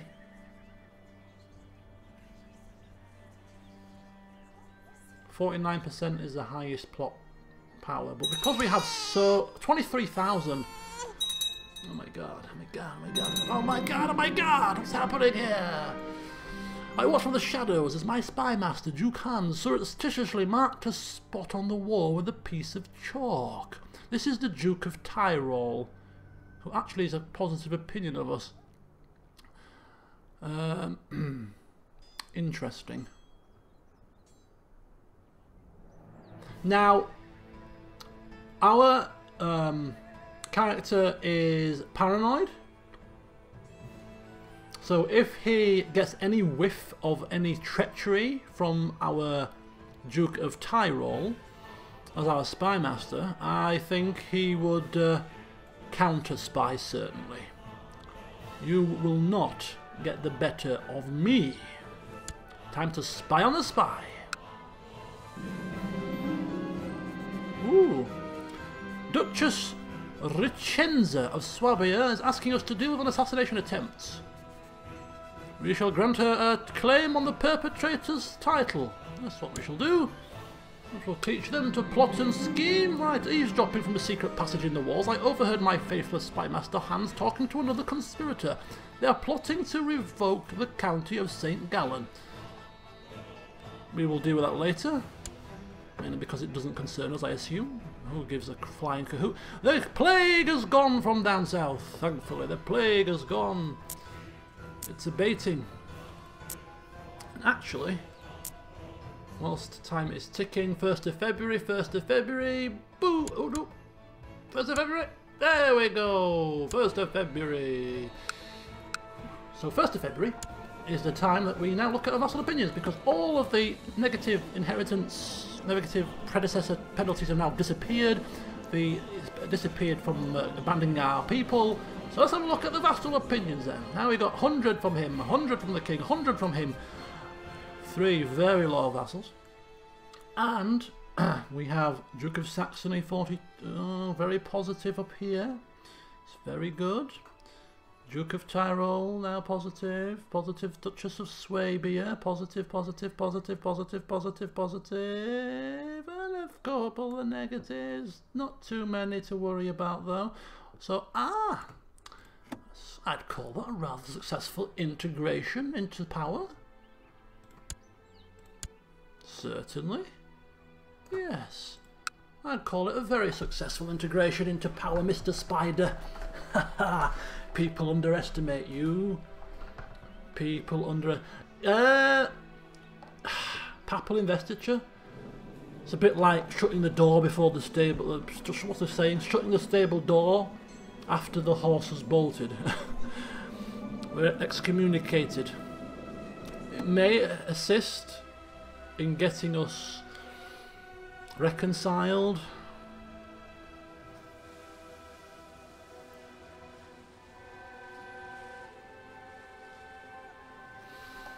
So it makes it harder to install an anti-pope, we were told, but also it gives us a discount in asking for divorce and excommunication. Nah.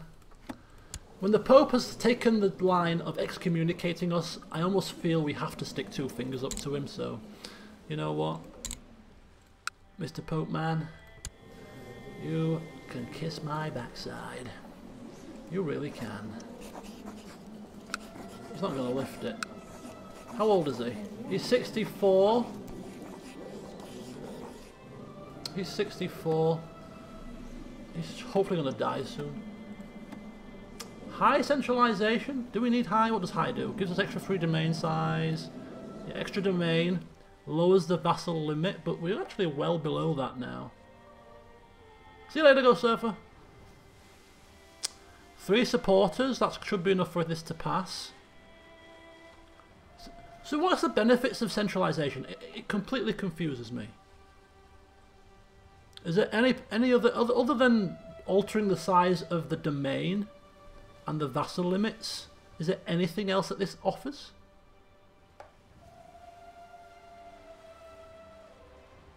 Are there any other bonuses to increasing this? There's got to be, right? We are late administration.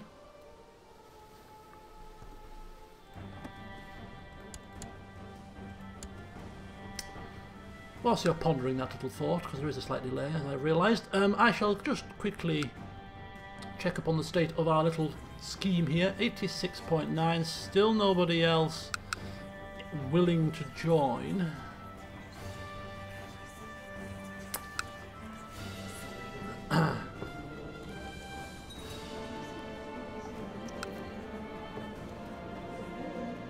Yeah. Well, considering we're in a happy medium at the moment, I don't see the point in increasing that. If that's the only issue, if that's the only thing it does.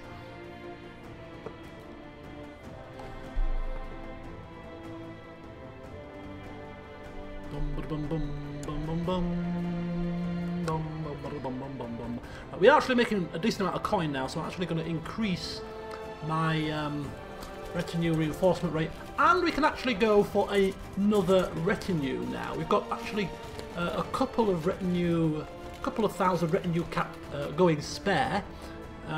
So, any thoughts, people? We have 800 light infantry, we have 250 pikemen, 950 archers, we've got 900 heavy infantry with 1200 of our light cav. We've got no heavy cav though.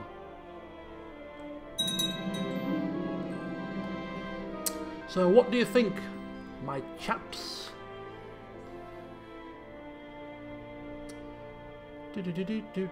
More light cav.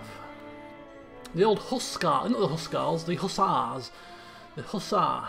Heavy cav. Heavy cav, it will be that one, which will give us 200 light with 50 heavy.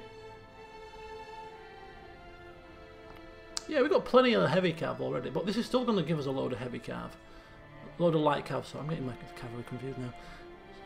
So we'll go for one of them. Well, I think we'll just wait a little bit longer till we get to about 500 coin. Then we'll go for... Is that going to take it all? No, we'll have one more. I think we'll have one more. So if we go for... Should we go for 2 of these? Or should we go for these and one other?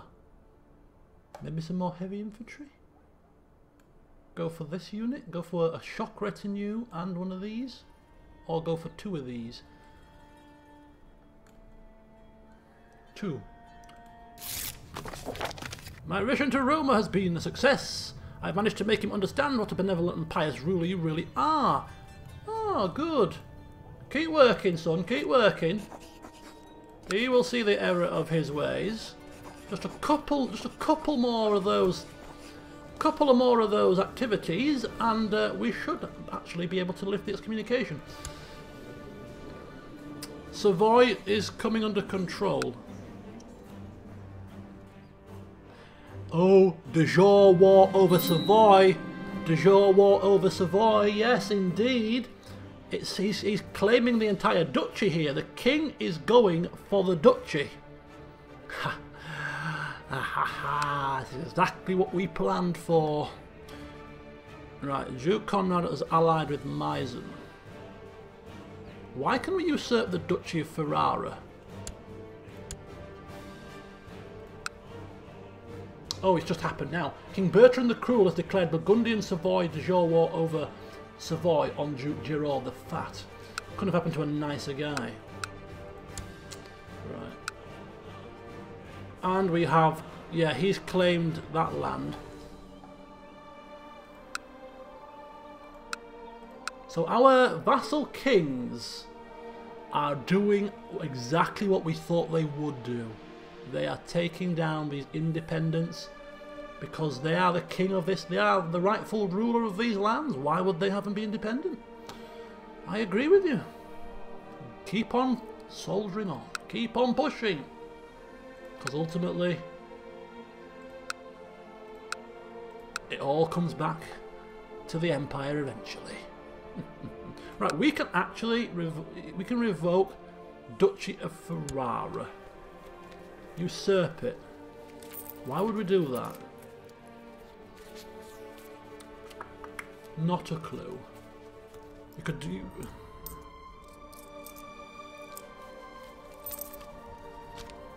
You could do... No, this makes no sense to usurp it. Let the bloody king... This is the king's land. These are de jure lands, part of the kingdom of Italy, aren't they? Yeah, let him deal with his own kingdom. I've given him the title to do just that. Why should I be bothered with such things? Yes, why fight a war when you can have others fight it for you? Yes. Delegation is the key. Very much so. Very much so. Savoy will lose. As he is growing older, I can see that Admar could use some guidance on one of my experienced areas. Intrigue. This is my chance to make an effort for the sake of his education, but what can I offer? I can tell him that others may try to trick him and to be wary at every turn. That's exactly what I'm going to tell him. Always be on your guard, child, because you never know when things go horribly wrong. Revocation of a county by the King of Italy. Seems like employing ambitious, cruel kings is perfect for expanding into, you know, it was the perfect situation for these type of rulers to win back independent realms that we'd lost previously. Oh, nice! Keep going, son, keep going. So yeah, as soon as all these lands are back under our control, we should kill these kings and install content ones instead. And then our job will be done. Right, where's Popey? Now plus 14.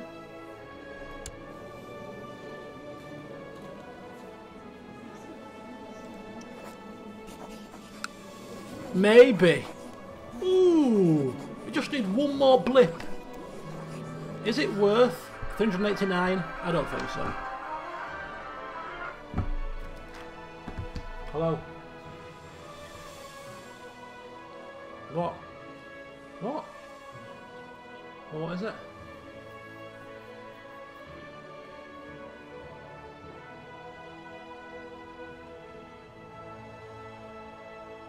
No, I just want something slight. I'm not hungry at the moment.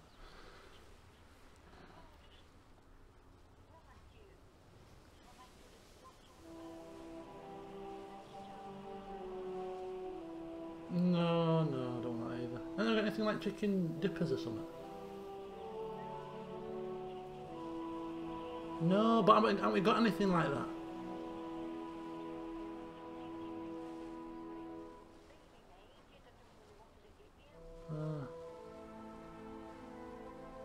Well, I don't know then, because I'm not hungry.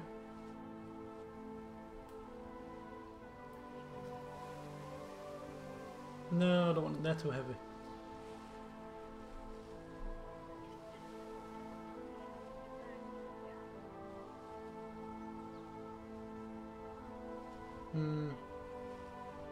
Yeah, that'll do, yeah. Not 10 o'clock. Alright then. Bye.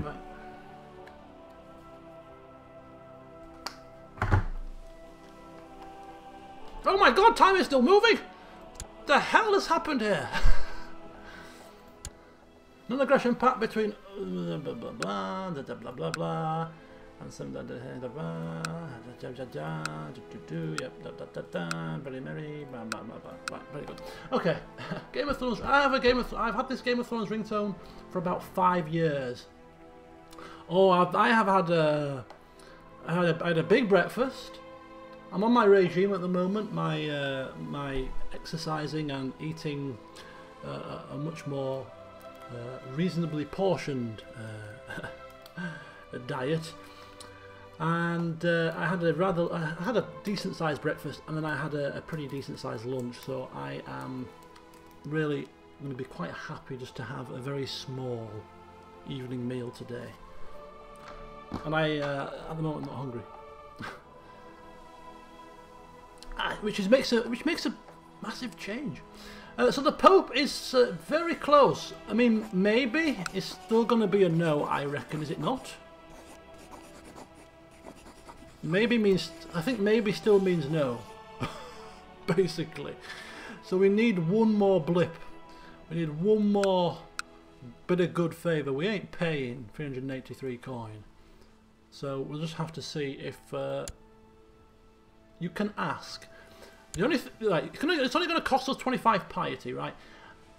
If he says no, is there a kind of a time limit as to when you can ask again, or is there going to be an impact on the relationship? I.e., if we ask him and he says no, will that impact upon the relationship?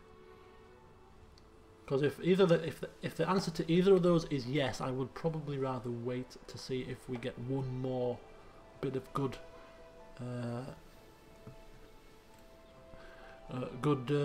relationship increase. You know what? Come on, let's go for it. Let's go for it. We're a likeable guy. Let's go for it. It stands to reason that there's probably going to be an impact. Oh! Blessings upon you and your house. I can see that you have installed a new king of Italy, which puts you away from our doorstep. As a Kobyla, we feared you would come crashing through our gates like your flipping father did. And yes, we can see you have turned and are reaching out to your people once again after your cowardly act of running and hiding yourself in the privy. So therefore, as a result of your newfound Christian generosity, you're going to lift the excommunication. Well, isn't that something? Isn't that something? Which also would help with the vassal opinions even further. Because now we don't have that negative 15, and now even more the people love us. But we are not going to take that for granted, because look what happened to our father when he had the love of his vassals. They turned on him in the click of a damn finger. So we will always be on our guard. Always. Oh dear. Savoy is crumbling away before my very eyes. Let it crumble. Let it crumble indeed. Crumble to dust, I say. Duke Gerard the Fat had to accept the peace offer. Prospering. Very good.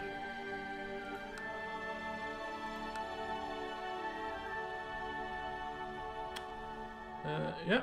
So he's still got a couple of lands that are not quite under control. But he'll get there eventually, will the king.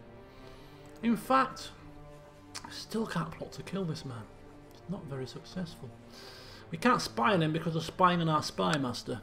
And that's probably going to continue indefinitely at the moment. I think we are still spying on him.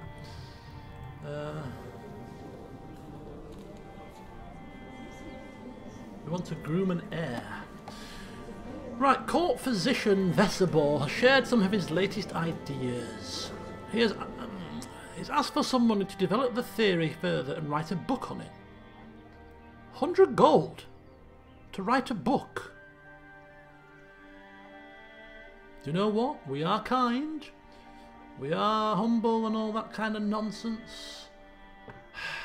Have the money. Write a book. Medical advancements. If it prevents any bloody plagues from striking us down, then yes, very good indeed. Anyway, speaking of plagues, hospital. Ooh, all very costly. All very costly upgrades, so we'll just leave that be for the time being. And we shall educate Prince Matus, who is age 12 and now requires training. So how do we train him? Now, we get a benefit to training him in diplomacy because he's got affectionate. But Kobyla heirs and potential rulers, we don't train them in the art of diplomacy. Stupid. Regardless of any buffs, we usually train them in the art of intrigue, which is bad for affectionate, apparently. But we don't care about what's bad for affectionate. We'll whip it out of him. This could cripple his education, I don't know. But so be it. So be it. It's a family tradition. We cannot break family tradition, I'm afraid. His grandfather was a falconer, he's a falconer. His father was quite diplomatic with his vassals and he's taken that on board as well. He's got a cruel streak in him when necessary and we'll get there eventually. It might cripple my future, you're right, but hey-ho. Hey-de-ho, we ain't playing this game to optimise, we're playing this game with a roleplay sense, and sometimes these decisions are going to come back to haunt you, I agree. But we'll live with it. Impious teachings. Huh? What's impious teachings?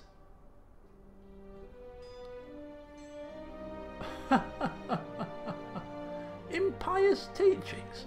And especially when your tutor is the spider, you can't learn anything other than intrigue. It would be bloody almost heresy to do so. Right. Let's have a look at this plot here. How's the plot going indeed? Not very well. Not very well. Any of you guys want to join? No? Moral qualms. Opinion of Countess Sophia. Wow, they all love her, don't they? They all love her to bits. She had chest pains not so long ago. Why didn't she keel over and die? She's still got chest pains. So can somebody... She's got lover's pox and chest pains and she's still alive. I mean, what? If that was me, I'd be dead now, I'm telling you. Dead as a doornail.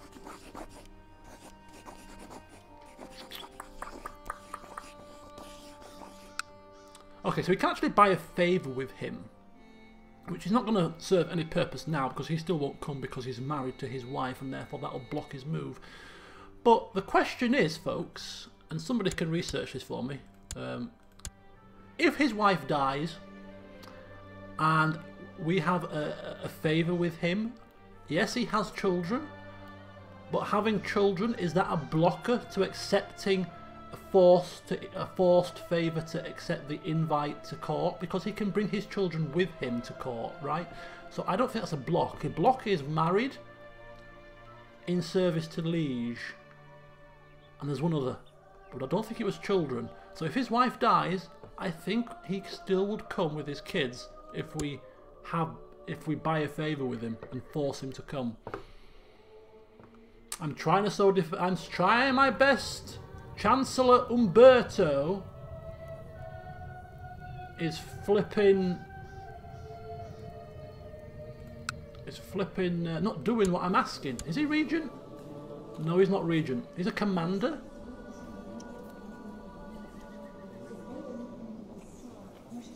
He's a court chaplain. That's going to be also a problem then. He's on the council. If he's a council member, he can't accept a forced invite.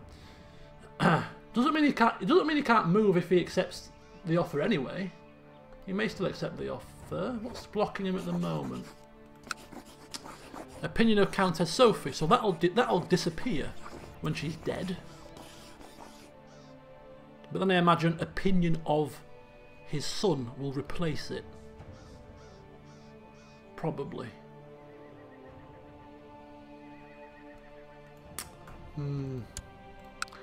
Right. Introduce my heir to the realm. Oh! Yes! Come forth! Introduce my son to the realm. Here he is, little Prince Matus. Little darling boy, as you can quite clearly see. Chip off the old block. He's obviously very capable. Affectionate, conscientious. It's already showing signs of some diplomatic skill. Let's hope that he wins the vassals over. Ooh, my younger son has a bit of aches and pains. Court physician, come forth and do your job.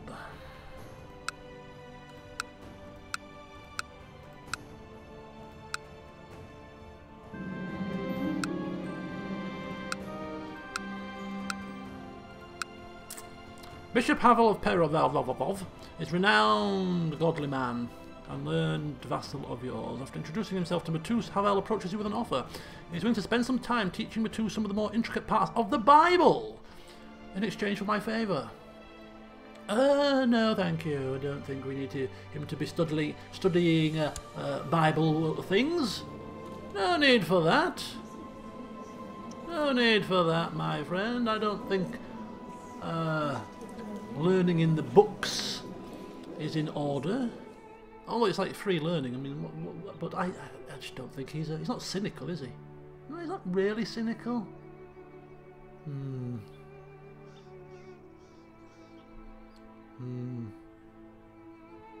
Okay, do you know what? Will we owe him a favour? Oh yeah, we would owe him a favour. He's only a flipping bishop. What favour can he call upon us that's going to cause us any concern? Do you know what? Yeah, we'll go for it. We'll get a bit of extra learning for the fella. Yes. Just feign interest, child. Feign interest. You will not be reading scriptures by the time I'm finished with you, but just feign interest. You've got to sometimes do these kind of things, you know? Pretend you're interested when you're really not. And he's getting on well with a child of the visiting. Oh, look at that, he's made a friend. Wenzel Itichachnen, heir to the Council of Plusen, which is our land, right? It's been that long since... Yeah, Plusen, right there. And he's introduced himself to Mayor Havel of Krummeritz. But he's spilt a beverage on his shoes and has managed to insult all of Havel's ancestors. Oh no. Oh dear. Oh well, he probably deserved it. My child is right. Right, so he's got a new friend. Very good. It's good to have friends. Right, any more commanders? We invited all these commanders and we didn't put them into post. I noticed nobody reminded me of this little fact. Thank you for your alertness, people. Right. Where's the One-Eyed Brigade? Here they are. They're coming in now. We just have to vet them, you see. You have to do a... I'm not having a craven commander. You're having a flipping laugh. We'll have an inspiring leader commander. And we'll have... I didn't see he was a craven. No. Yeah, yes, that's exactly right. Definitely. Definitely. Premise was involved. And my child was completely and utterly right. Right, I think our king needs an honor. I mean, he doesn't need an honorary title, but considering that he has pretty much dealt some crippling blows to, you know, to these dogs down here, I think it's time to give him an honorary title in line with our previous kind of things. And we'll give him... This is our marshal, master of the horse to boot as well. Very good job. Any of you guys, you haven't got any ties for me yet. You have not done any Anything major? You have raised the opinion of the Pope, leading to us being reconciled, and therefore we shall award you an honorary title of High Almoner, which is quite a holy title, handing out the arms, religious observance and all that. So that's your reward. Very good. And anybody else done anything decent? No, that I can recall. If you think anybody needs, deserves an honorary title for their services, let me know. But I can't think of anything. I mean, the King of Italy is doing a good job as well, but he's only taken one county, whereas this guy has got a vassalization here, and he's taken that land. Quite pivotal moves. So direct vassals map. Let's have a look at that. I don't usually use direct vassals, but oh yeah, I used to use it all the time. Wrong, yeah, I used to use this all the time. So direct vassals then. The King of Italy has land here, here, and here. Of course, the Burgundy chap is quite big. This is going to be a problem in the future, I think. Probably more so for our son than for us, because he loves us to bits. But of course, as I anticipate, because he has lands that are in the de jure Duchy or de jure Kingdom of Italy, I'm expecting the kings to wage war on each other at some point, which will keep them away from my doorstep at the very least. And then of course you've got some dukes in and around here. Bavaria is quite a prominent duchy. Saxony is the biggest of them all. And of course you have us sat pretty here. Right, we've got a bit of coin now, so whilst we are paused, and he's just gone to war against the Serene Doge Marco the Shadow of Genoa. Crack on, my friend. Do we have a court jester Premislid? No, we don't. Do we have any Premislids in court anymore? Because if we do, they're going to be the de facto court jester. I think we've run out of... No, we don't! We've got a Premislid! We've got a Premislid here! We've got a Premislid! Ha ha ha! Come on down, Conrad! Make us laugh. We don't have any dwarves or eunuchs. Do we need dwarves and eunuchs? Yes, we do. We can't get eunuchs, I know that for sure now. But we can get dwarves. So, yes, look at that. Lovely. A Portuguese dwarf. Detached priest, dwarf, a twin, brawny and charitable. We need somebody that's funny. Somebody's got some kind of funny trait. He's got a cough and don't want to bring diseased people back here. Brawny, charitable, erudite, shy. You can't have shy. Brawny, envious, sloth. Nah. It's going to have to be this guy. It's going to have to be this guy. We're bringing him across to be our court jester. A court dwarf, sorry. Right. So sorry, I've got coin, we're still building, but we now can afford our retinue. The Prince of Galatia? Who's the Prince of Galatia? Oh, he's the Prince of Galatia! Let's have a look at him. Let's have a proper look at him. He's got strong claims to the Kingdom of Galatia, strong claim to the Kingdom of Castile, strong claim to the Kingdom of Leon. If we were to give this guy a landed title and then press his claims, would we not get all of these kingdoms into the Holy Roman Empire? Hang on, Justice. I think this man should not be made court dwarf in a hurry. I think he's more important than running around making us laugh. But mind you, these kingdoms are only very small and fractured. The excitement wanes a little touch.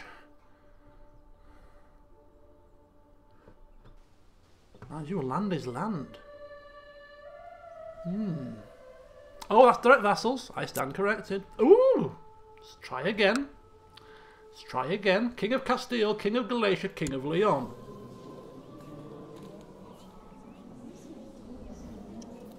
Where's the Ooh, this is an interesting twist. How many men has he got? 5,000? We could sweep through here and crush these guys in a blink of an eye. Oh my god, this has to happen, doesn't it? This has to happen! If we can't get the Kingdom of France through vassal inheritance, we can divert our attentions in the meantime to conquering Castile. But would be quite it's a very war-torn land, bordering on Islam factions. Can only take one at a time. Yeah, we can only take one kingdom at a time, certainly. So I'll go for the Kingdom of Castile, I'm sure. Was it Castile that he was heir to as well as Galatia and something else? We'll see when he turns up. We'll have a good chinwag with him when he arrives and just set out how exactly we propose to help him. Yes. Right, here he comes. Here he comes. With a nice, lovely looking wife. Is this his wife? How has he managed to pull her as a dwarf? Bless him. I mean, oh, she's pregnant as well. He's doing very well for himself, isn't he? Right, let's just think about this. Galatia, yes, Castile and Leon. Okay, so Castile is still in existence. Galatia is there de jure. Oh, he might be king of both. Has he got 2 kingdom titles? Castile, Galatia, and okay, so he's king of all 3. Ooh, yes, there is that problem of threat as well. You are right. You are very right indeed. Where's our threat marker gone? I've deleted it from there rather foolishly. Okay. So the King of Castile has all the kingdom titles, so we'd have to. So all the kingdom titles will be wrapped up in here. So depending upon which one we want to take, we'll probably take the biggest one. As and when. I don't think there's any drawbacks to being the court dwarf. It actually gives a +5 bonus, does it not? +10 opinion. There you go. He likes being a court dwarf. Gives him special privileges, you know. Okay, so let's just quickly take a look. Kingdom of Castile, then. De jure-wise, it's just that little bit there. Realistically, it's, at the moment, it's that little bit down there. The Kingdom of Galatia, de jure-wise, it's that. Realistically, at the moment, it's currently that. So that's slightly larger. And then the Kingdom of Leon, which is this little bit actually there, and de jure-wise, it's just there. So it'd be between Leon and Galatia, I think, if we were going to press anything. But I'm kind of torn. As somebody has just rightly pointed out, Charlene, we are so in the middle of a threatening defensive pacty type issue at the moment. It will fall away. How old is he? Can he last a few years? Oh, what's happened? Uh-oh. What's going on? Something's happened. Something's happened, folks. He's 19. He's a young whippersnapper. Ah, very good. 39%. It will take 180 months. That's 15 years. It's a long time. Ruler of Burgundy, ruler of Italy, Vincent, blah, blah, blah, blah, blah, blah, blah, blah. So different things have caused the threat. The biggest threat was the Holy War for Obotricia.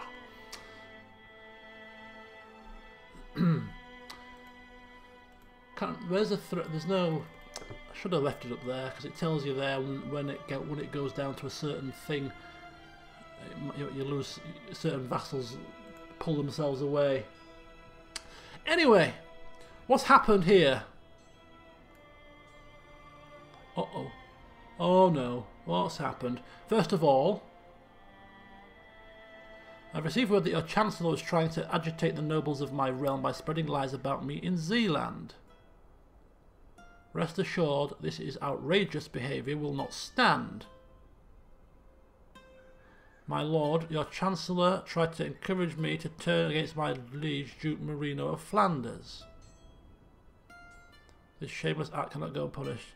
I have thus decided to imprison your Chancellor. Oh! Holy cow! That's not what we were hoping to do.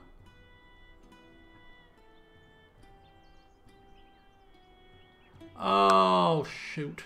So the sow descent that we were doing here was actually, we were not sowing descent between her vassals and her. We were sowing descent between her and her bloody overlord. Oh, you stupid cow.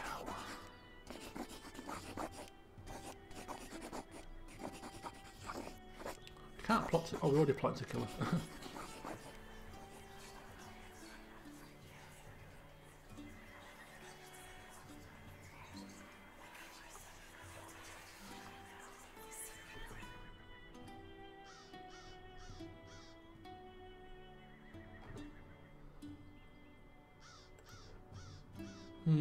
This is not going very well. This is frustrating.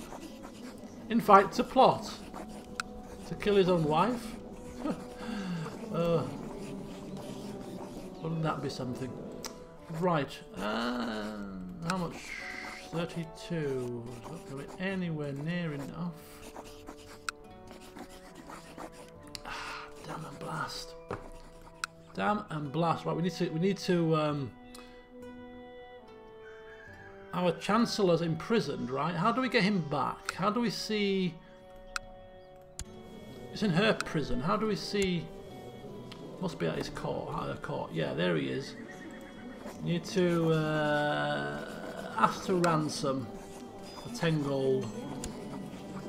Right. Well, that's a bit of egg on face type situation, isn't it? Let's bring him back, put him back in post, and rethink, replan, repurpose here. King Bertrand the Cruel is a renowned fighter and tactician. Oh yeah, yeah, you teach him how to fight, definitely. I like that. Really like that, completely. Got to learn to defend himself. There's a time for war, of course. Time for intrigue and a time for kicking someone's head in. Thank you. Very cheap. Ransom. Right, let's get him back in position. There you go.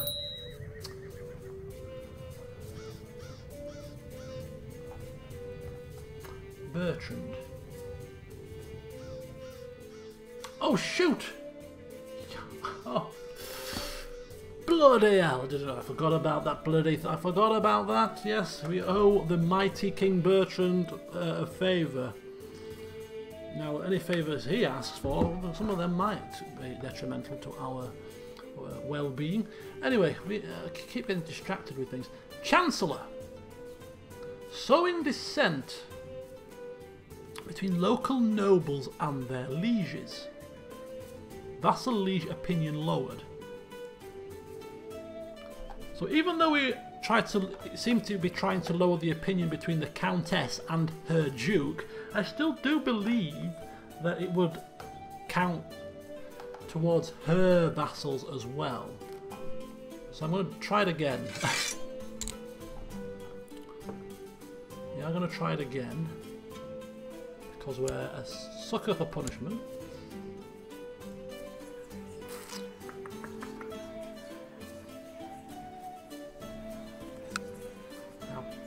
Mr. Umberto, if you would awfully mind doing a better job this time. If you fail a second time, despite your very high diplomacy skill, I'm not going to ransom you. I'm going to replace you. Alright? So think about that. Retinue. Let's get a retinue. So we're going for 2 lots of heavy cav, yeah? 2 lots of cavalry retinue. Which full reinforcement rate. Okay, so that's going to further increase our military strength, which currently stands at 23,000. That's quite a nice levy size. Our personal levy could do with being a little bit bigger though. I want our personal levy to be bigger. We shall keep working on our military buildings. Bishop Pavel has been insulted by our son. Looks like our son is quite well, opinionated. Bit of a forked tongue on occasion. Not scared of speaking his mind. Ah, you see? Complimented this man. He obviously has his favourites. And Prince Batus is now happy to see the last of our vassals leaving the castle. But it will serve you well in the future. It will indeed.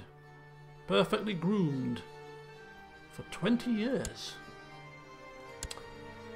That's if you come into power within 20 years, my child. I am digging myself in for the long run here.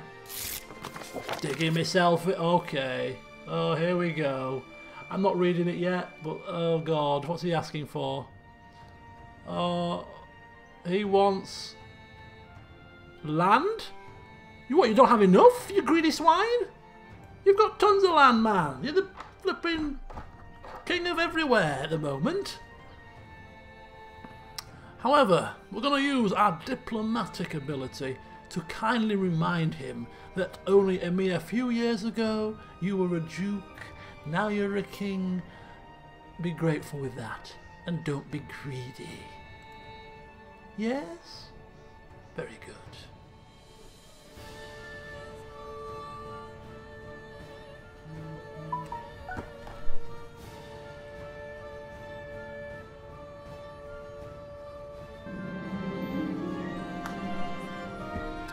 More usurping going on. Right, what we'll actually do now, as well as time is ticking, I'm going to look at the situations with the old vassal inheritance. We need adult heirs. Oh, we've got an adult heir here. Let's just take a look at an adult heir here. First of all, can we kill this man? Nah, questionable. But not impossible. Prince Odric. A fine specimen of man. Looks like he likes his food. He's got a wife. Want to come to our court? No, he loves his father way too... I assume it's his father. Way too much. Way too much. Okay, we can't kill his father, of course, because if we kill his father, he becomes king, which defeats the purpose. So England's a no-go. England is a no-go. That's fractured into 3 kingdoms. Far too complicated for my little brain to comprehend. But Sicily, just down to the south. 3 daughters. I mean, it would work for daughters as well as sons, but they're all children anyway. Why is my wife imprisoned? My wife? My sister? Why have you imprisoned my sister? You could do that as well, but again, they have to be adult to come to court. So if there's an adult that is 2nd or 3rd in line, they would be more likely to come, and that would be a possibility. It looks like there's a load of children heirs, so this we need to wait maybe about 5 to 10 years for this to come into full effect. Imprisoned in Cairo. Of all the places, good grief, my poor sister. She's slow. Oh, I forgot to turn this phone off. Sorry, guys. She is slow.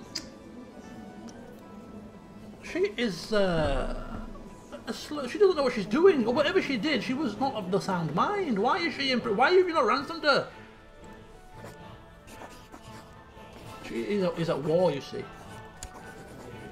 he's at war against the Caliph in the 2nd jihad for Africa. This is what's happening here. This is what's happening. She has many claims. Yes, she does. She has lots of claims. But she's too stupid to say anything about them. She doesn't know what a claim is. Bless her. She's in prison. I hope she survives. I mean, I can't really do anything to help her. it's a sad state of affairs, but it does pain me that she is in prison. But well, hopefully her husband, who is a king, I'll have you know, might just be able to do something about it. Right, Denmark. Children coming of age very soon, one of them at least. Keep an eye on the situation. Poland. Oh, his mother must have just recently died. 11, 12. That's not recently. He's got no kids. When did you come into power? 11, 12. Okay. Are you young? Okay, he's young. That's what happened. He was a child before. I don't recognise his portrait. It's because he's come of age. Very good. So we can't use you. Hungary. 2 daughters, or 2 children daughters as well. And Croatia. Croatia fits the bill. What's the inheritance law here? Gavelkind.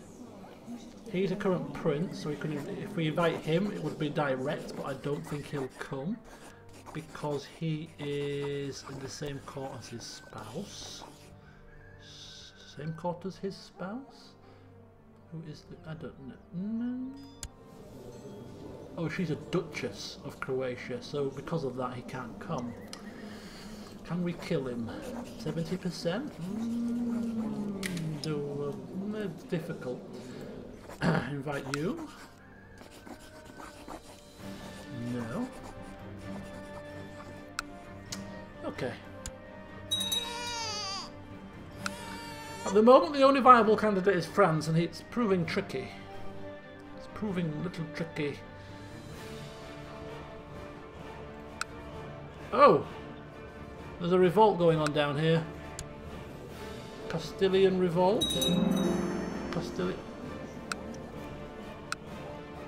Attacking King Sancho the Wise in Castilian revolt for Prince Fernando's claim on Galicia. Oh dear. We could strike while the iron's hot. Swoop in and take it all. Training grounds. Training grounds, very good. Oh.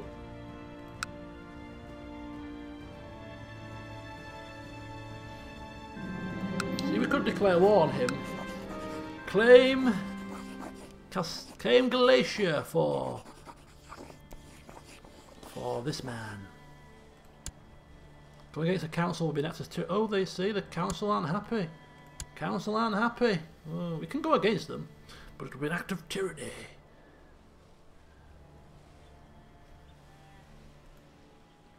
Young Adamar has finished education stewardship. It's evident that he's excelled in his studies. He's become a fortune builder. Very good, Adamar, very good.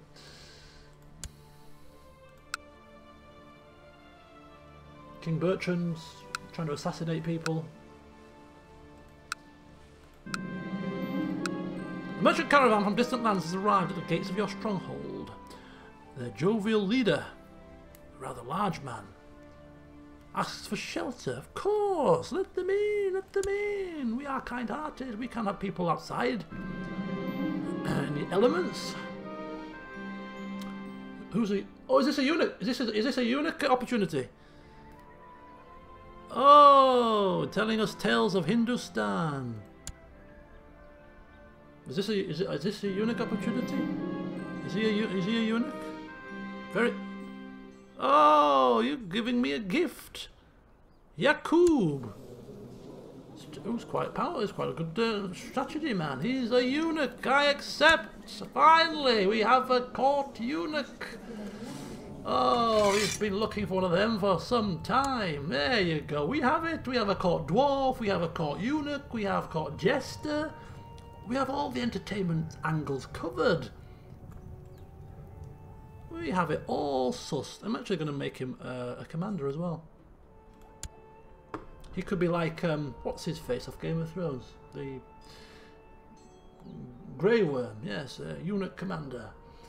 Yes, it's all coming together nicely. We have a dwarf. Is he good at diplomacy? Well, never mind, kind of. Duke of Ferrara keeps to... Svetavava Kobyla seeks to kill Vladimir Kobyla. Bit of interfamilial murder. Oh yeah, look at that. What did I tell you? King Bertrand of Burgundy now trying to fabricate a claim on the Kingdom of Italy. These two kings are soon to lock horns, my friends. And if Burgundy does take down the King of Italy, that would be quite frightening, because he would then hold far too much land.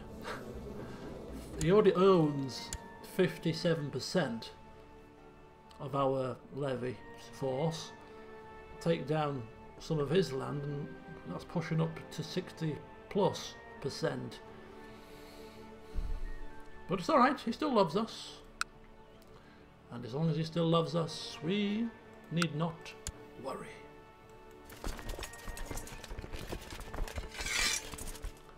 We need not worry. We can sleep easy for now. Right, I think we need more military might in our personal levy. And so we need buildings. So what do we go for?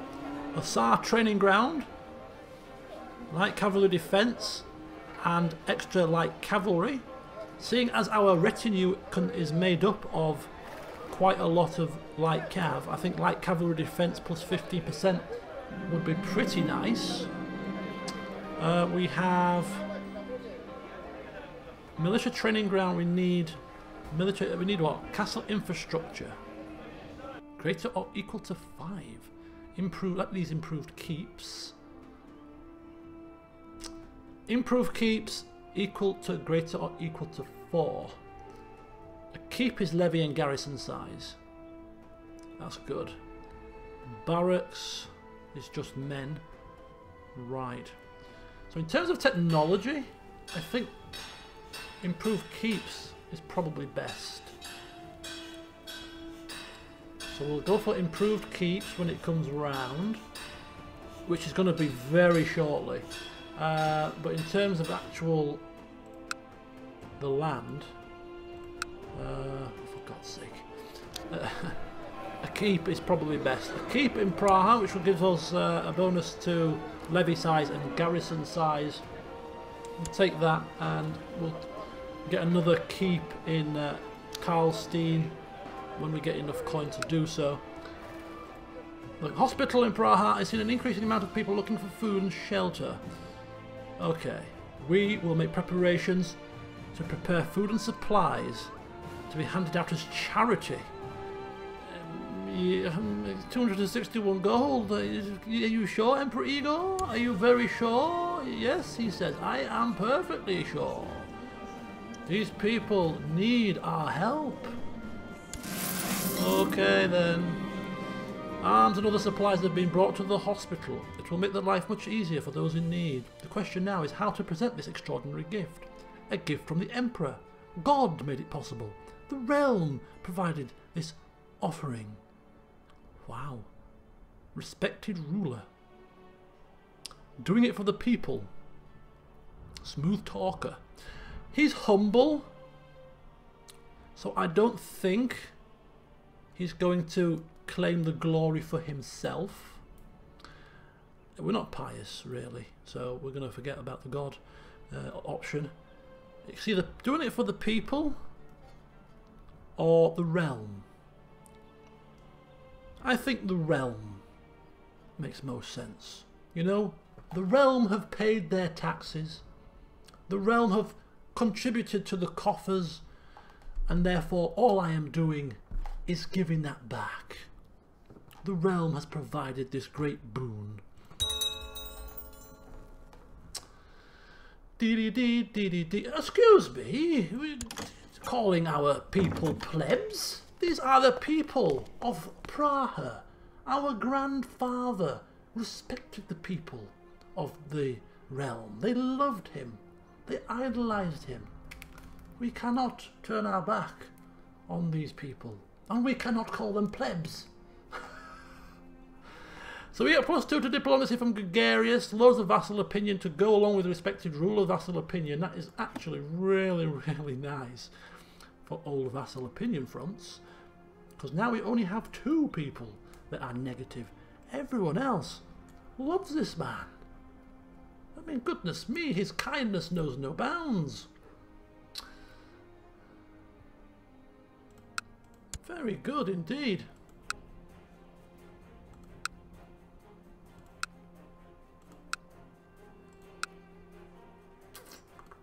Okay, so what's this? Arrange marriage from the King of Italy.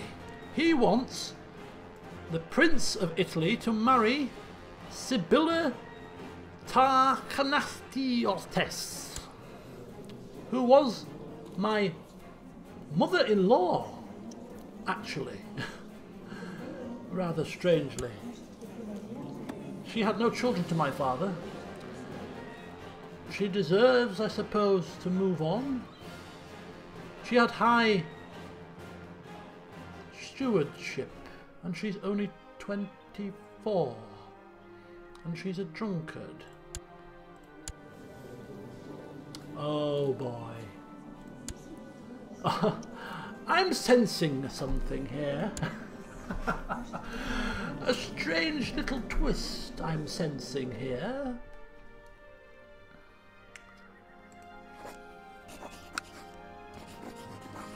Oh.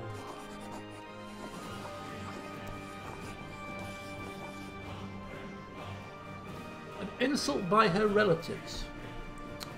You say, oh! Stop the press, stop the press. Actually, I think we'll keep her. I was thinking, in a really strange and perverse little twist, I was considering divorcing her rather than killing her, and then taking my father's wife to be my wife. Just for a laugh, you know? It would have been rather bizarre. But she's got really good stewardship. And didn't she have something? Oh no, she didn't have any other genetic traits. But it would have been kind of fun. Anyway, no, go marry some other person. Fine. I like my wife now. She likes me. We had a bit of teething problems, you know. But other than that, what marriage doesn't?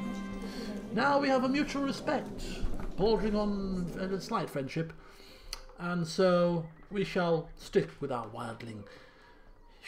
We've got used to her ways, you see. She's headstrong, she kicks our ass, but you know what? We need it. We need to be kept in line. She brings us down to earth when we need it most. Okay, so Vesibor, our physician, has published the results from his medical investigations. The book has not received any notable attention, but he's developed his skills as a physician. Well, hey-ho. Hasn't found the cure to smallpox then. Never mind. Many years too soon, I feel. So our father's wife has gone. Perhaps it's for the best. She was a reminder of our father. Last bit of a reminder. It still pains him to think of what happened to him. How he fell so graciously, rather ungraciously, rather. A gracious man fell so ungraciously to commit such a horrible act. Such a sad state of affairs. He made you pay him to increase his personal skills. What's his intrigue level? What's his intrigue? He pulled the wool over our eyes. 14. Yeah, not bad. Right, another child. Prince Sitarad has gained. He's our second in line, right? Education focus. He's not going to be... Well, he could. He could. He probably wasn't really said, you're right. The fact of the matter was, he was having to run the empire in his father's state of depression. Resentful? Or I don't know. It's an interesting point.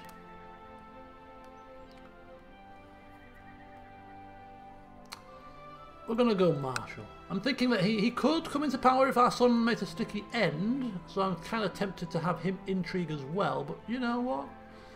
We'll go with Marshal. We'll have a little bit of something different. because his marshal is already quite strong. He could be the new marshal for the realm. Although, technically speaking, I don't really propose to remove our current marshal from this position, the King Bertrand the Cruel, that we're trying to keep sweet. But you never know; he might meet a sticky end. And then we have a marshal to bring in the family line.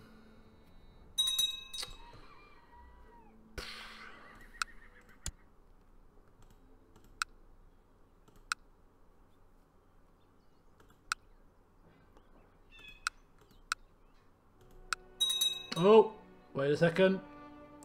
Saxon revolt. Saxon revolt is afoot. Right, technology. Improve keeps, please. Thank you. Lovely job. That'll do very nicely. Oh, what's happening here?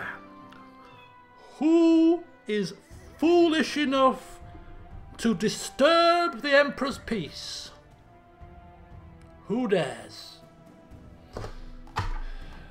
Carol of Slavic Uprising, which I'm assuming Slavic is somewhere up here, yeah. 3,000 men.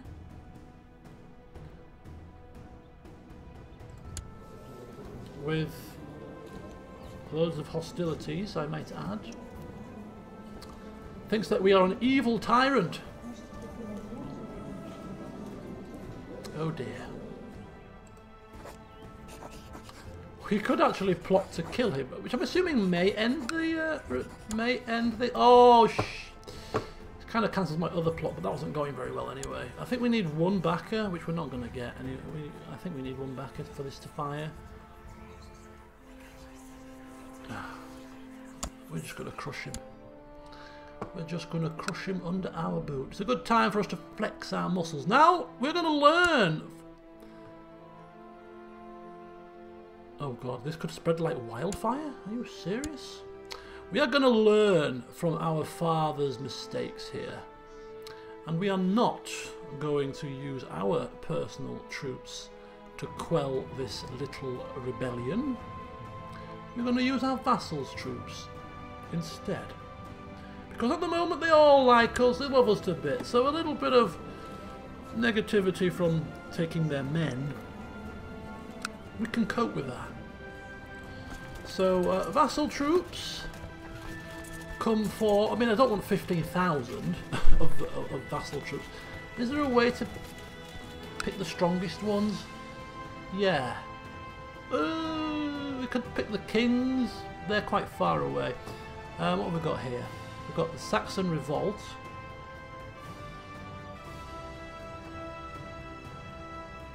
The Saxon revolt? Leader of the Saxon revolt. What, we can actually take levies from the Saxon revolt?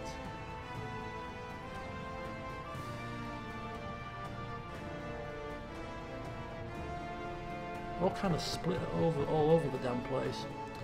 Right, so let's raise them then.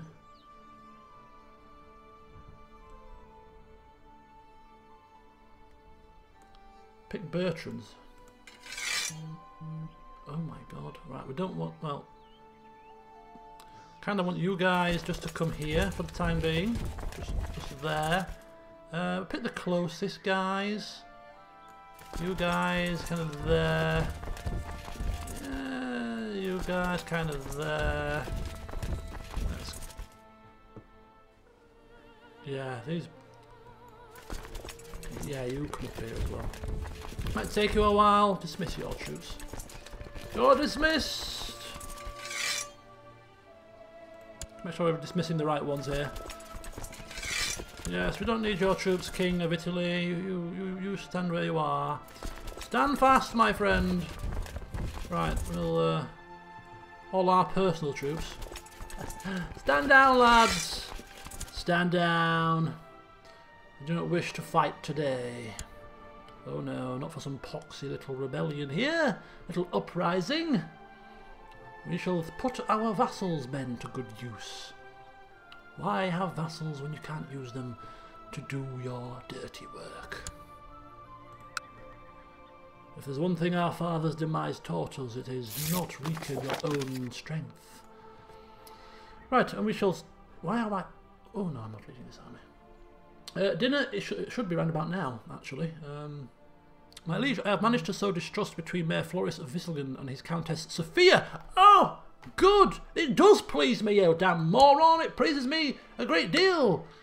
Now keep doing that, and we will get along far better. Right. You, love, I'm plotting to kill you again. You must tie... Oh, and look at that! He's quite an important vassal that's turned on his liege, and therefore we are going to invite him to this little murder situation. Puts the plot power up to 111%! This is glorious news! Oh, this is exciting news. We could just do with one more. Take it up even higher. Make this happen. Yeah, he's 66. Okay, let's just take a stock on this. Let's just take a stock on the situation. So for this to work, we need her to die. Her husband is still alive, which is good, because he's pivotal in this entire situation. Want to kill your wife yet? No? Fine. What if we request her to get excommunicated? No. That would lower vassal opinion even further, but the Pope's not interested because he likes her. She's still got chest pains. This must be the longest bout of chest pains I've ever come across. Really.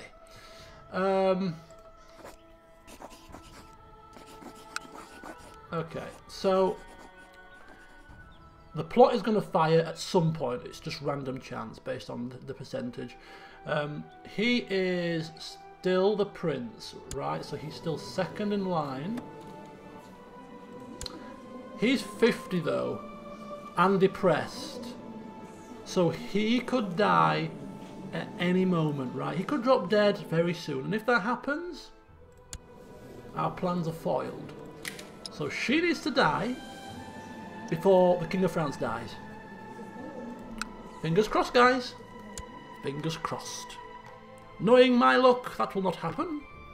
The King of France will die. In fact, we are going to favourite this guy here and just keep a close watch on him.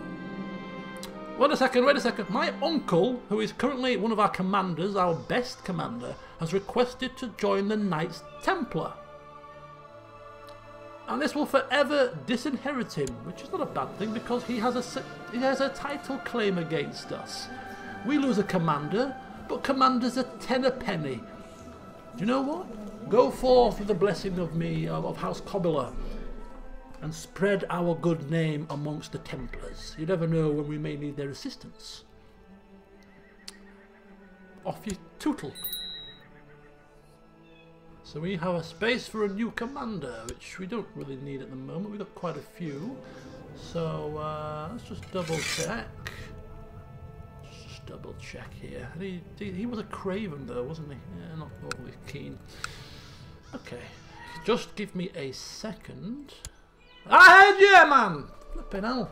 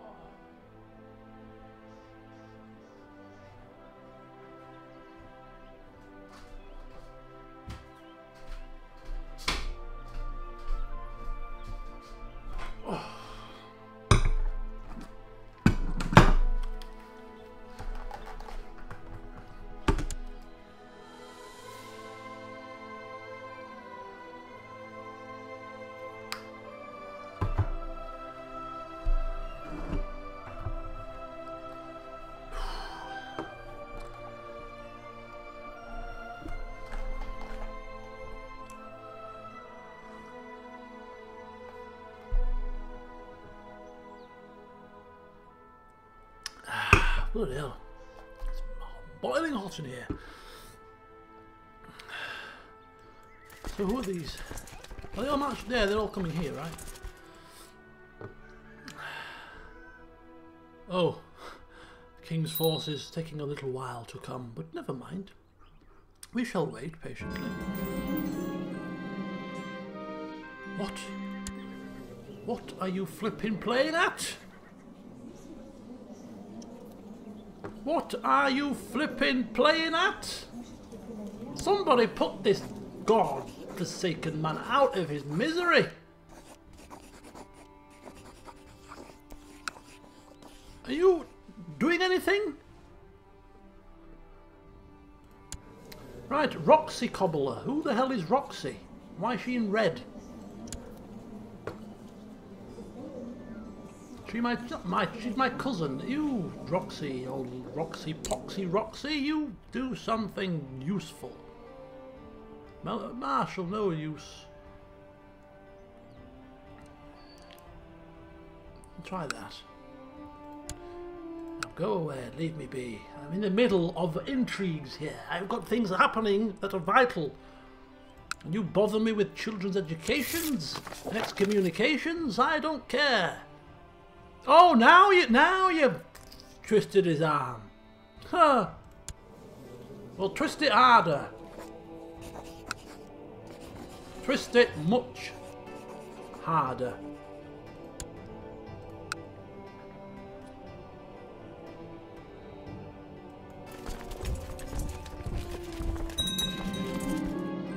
Okay, King of Italy continuing to usurp titles.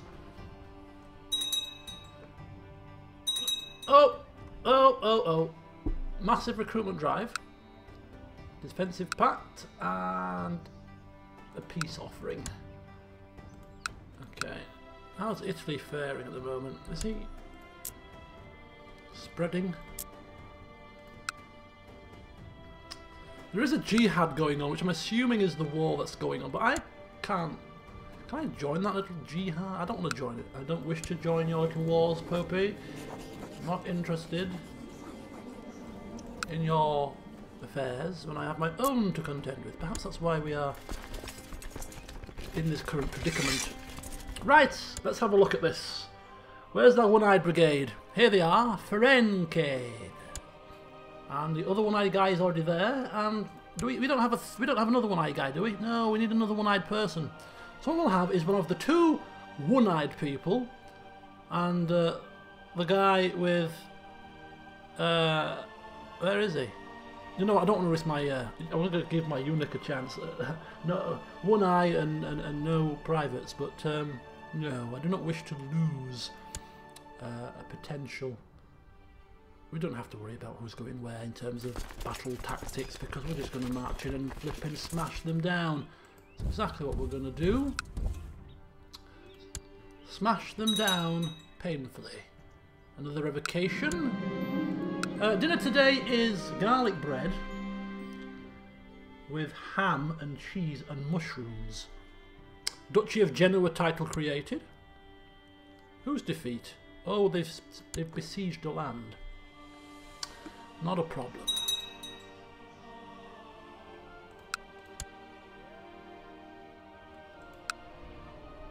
So Italy are kind of getting stuff done. Right, this should be game over for the old revolt, the uprising, and I hate to be in the leader's shoes when he gets imprisoned.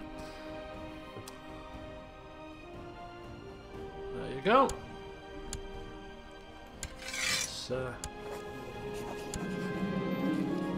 Old Carol is in the cells now, which is not going to end very well. Disband all troops, and there you have it. Rostock has been converted to the Catholic faith. Isn't that something else? Let's have a look at the old religious map. These were pagan lands before. There we go. So we've just got these two. We own Stettin personally, and we own this land personally. Currently it's undergoing conversion. How can we see the percentages? Pomeranian Religion Slavic. Anyway, it's slowly converting. Slowly but steadily. Why has this got a big grave on it? Somebody died. Minor depopulation. Oh dear. Well, there's no plagues near us, which is nice. So we just wait patiently for the Count of Zealand to die of a heart attack due to chest pains that she's had for like 5 years. Or our murder plot to come into fruition, which we're hoping is more likely to be the case. 110%. Could do with another sowing of dissent if you can. Not that I'm being greedy, but if you wouldn't awfully mind hurrying the hell up, we would greatly appreciate you killing this woman very quickly. Right, it's going to cost us 400 coin to buy a favour, so we have to save that much. Oh, come on. Come on. When you want somebody dead quickly, it just never happens, does it? When you don't give a crap about somebody, they just die in a click of an eye. Our eldest is 14.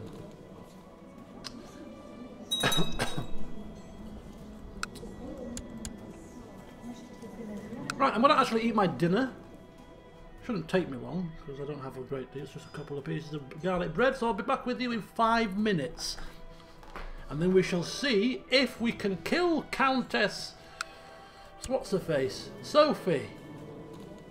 Kill Countess Sophie. Get her bumped off, hopefully, before the King of France dies, and all's well. See you very shortly.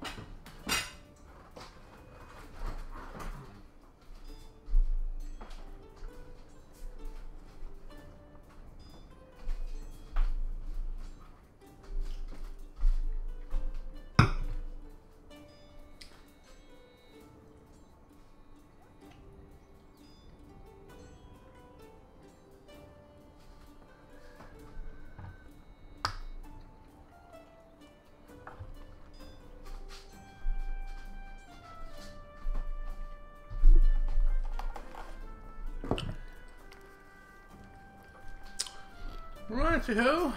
Good night, Ollie. I might have missed you.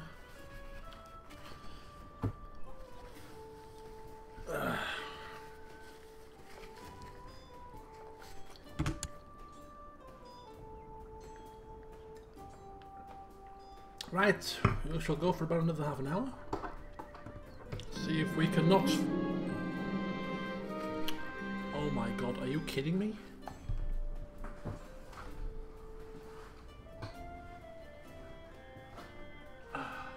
You've got to be kidding me. Another flipping revolt? This time 9,000 men. Okay, that's a little bit more of a problem. A dangerous revolt has broken out in Thuringen. Many prominent German landholders have raised an army of peasants. Trained and led by a corps of proper soldiers, they seek to restore the Kingdom of Germany. Do you now? Do you now? Well, we shall see about that. We shall see about that indeed. Once again, the vassal troops will have to be raised. We'll fend them off. They're splitting their number, so this should be...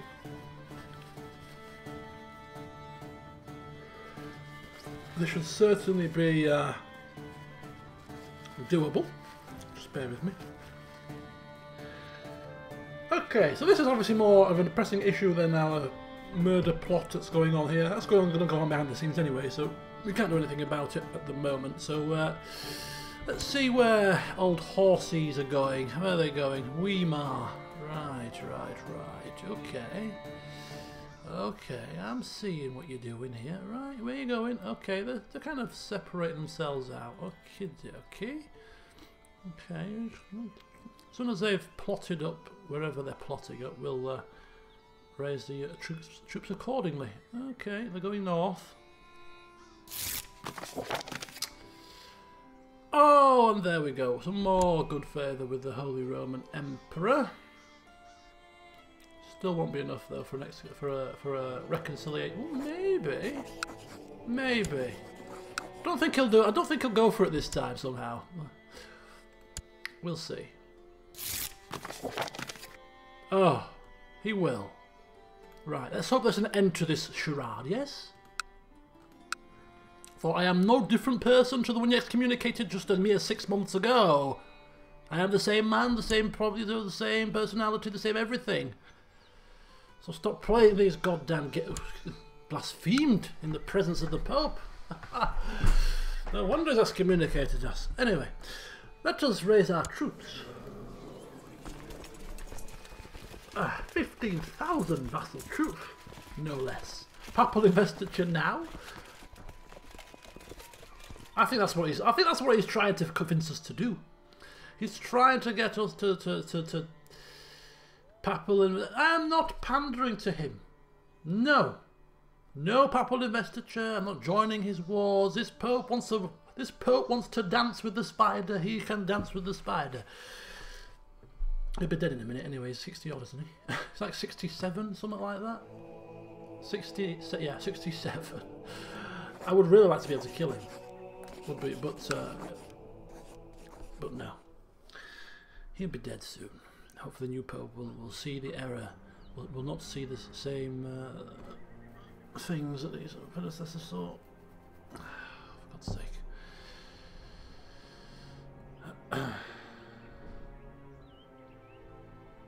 Right. Let us deal with this problem. I held down shift, and I thought if you held down shift, you don't raise levies in the same flipping land where there's enemies.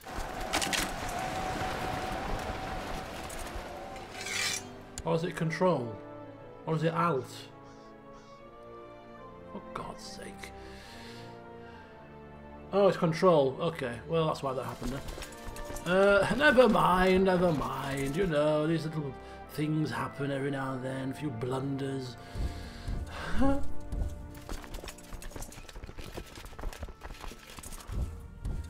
few blunders here, a few blunders there. Right, you go up there. You guys come down here. Right, you guys come here. And I'm going to need my kings as well. Come on, all the king's horses and all the king's men. Couldn't put the barbarian rebels to bed.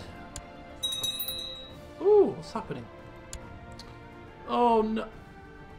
Duchy of Saxony is inherited Duchy of Saxony from Duke Adolf the Chaste. Is he dead? Died of cancer. He wasn't on our court. In our council. Who was our... Oh, was he an advisor, perhaps? Oh, he was an advisor, right. I think we should go with a vassal that's going to give us some loyalty. I think we could really do with a loyal vassal. All the vassal opinions are pretty high right now in terms of we don't need to give a powerful vassal an advisor role. We don't have to give a roll out to try and get some more vassal opinion with some of the lower vassal, you know. So I think getting a loyalist amongst the ranks of the council is certainly going to be beneficial when it comes to making voting decisions. So here is good old Duke Albert of Mecklenburg. He can't believe his lucky stars. 1 minute he was nothing, then he became a count and a duke overnight, and now he's on the council. The Empire's council. I mean, he can't believe what have I done to deserve such rewards, he thinks.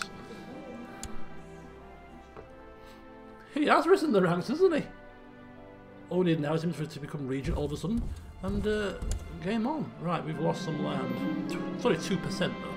Oh, don't do this! He's lost Gregarious. Oh, come on. I crave solitude, says the Emperor. You don't crave solitude. Oh, that was a nice little buff of diplomacy and vassal opinion. Are we still excommunicated? I thought the Pope reconciled us. I must have misread the message. I thought it said yes. Oh, for God's sake. Duke Adalbert of Mecklenburg has declared Duke Adalbert Mecklenburg to revoke Mecklenburg on County of Blave of Mecklenburg. Why are you doing that? Why are you doing that? We give the man a position on the council and he thinks he's Billy Big Balls. Throwing his weight around. Dear, dear, dear. Right. A message of arranged betrothal between Prince Turquatil of England and my daughter. Are you the actual heir, or are you not the heir? You are not the heir, are you? You are second in command. Interesting. Interesting. Ooh.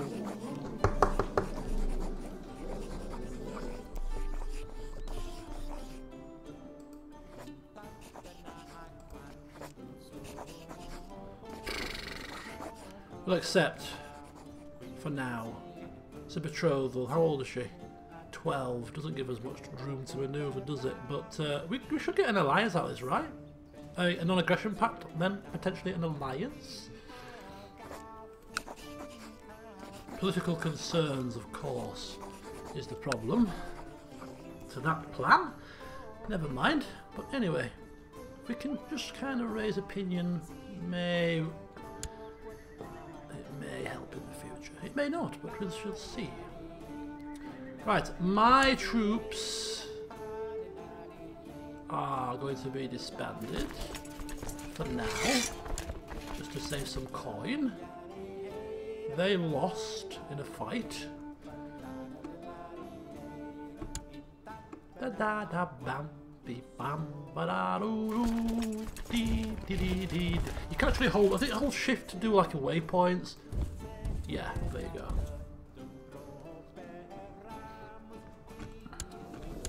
Okay, so the old princess better learn her etiquette, right? If she's going to education, diplomatic, or martial, princess. Yeah, we'll go diplomatic. You want to be a princess, my dear? You must learn the art of diplomacy and your airs and graces and all that nonsense. Ooh, ooh, ooh, ooh, ooh. Why am I leading this army? We shall have to rectify that very quickly.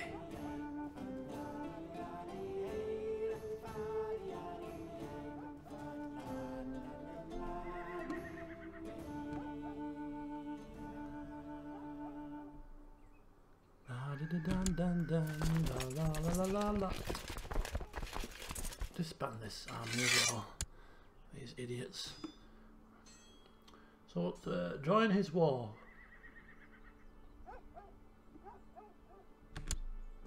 Whose war? Another defeat. Ah, they laugh. They think they have the upper hand. They do. Another one's going to the Knights Hospitaller this time. He is the Prince Hans, my brother. Another one. There's another title. There's another title pretender, though. Well, go with my blessing. Go forth. Goodbye, title claimants. I suppose I can't argue with that.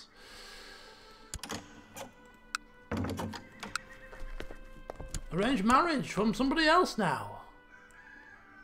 A courtier. Oh, a price of 100 coins for this courtier that we have no interest in keeping. Bargain. Thank you.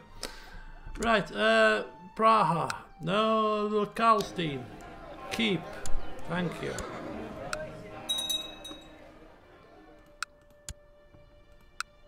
Go with my blessing, my dear.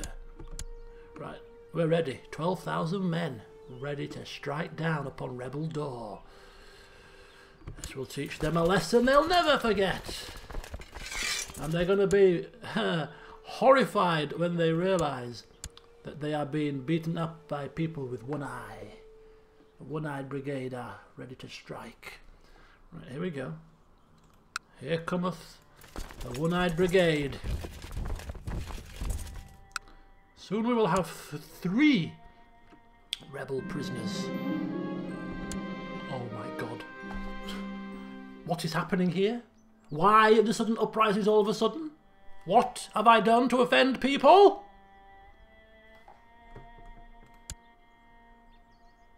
Right, we are kind. You are right, Charlene, when you said earlier we are kind. But our kindness extends only so far. Even our patience extends so far. This is now the 3rd uprising in the space of, well, what, less than a year? Maybe just over a year? We are beginning to really... Right, now this should happen, yeah? No. Okay, it's because we've asked. There's a bit of a time debuff now. Bit of a time. See, these aren't... Right, that one's dead. Next.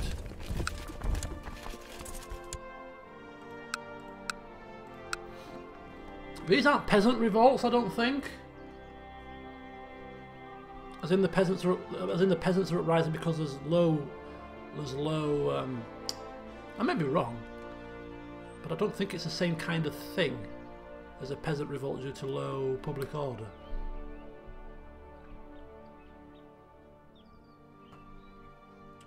You could check the public order of these lands. The local revolt risk tells you somewhere. 18%.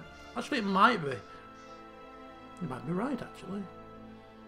Should maybe put our marshal to quelling revolts, but now we can quell revolts with military force. Why not? It's good fun that way. We get prisoners. We get victory in battle. It's good training. It is. Yeah, I realise it is. Oh yeah, there's a delay, of course. Yeah, it is the same.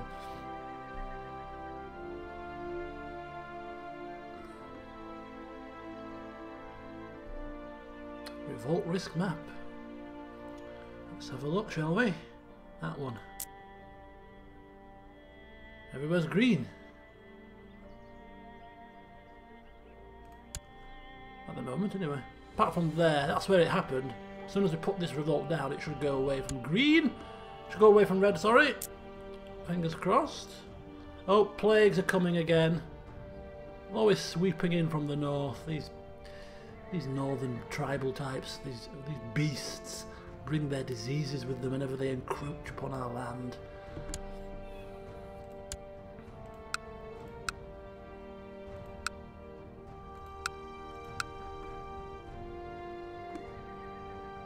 Barely losing a man here. Barely losing a man. Well, obviously we were in the pursuit phase at that point, but there we go.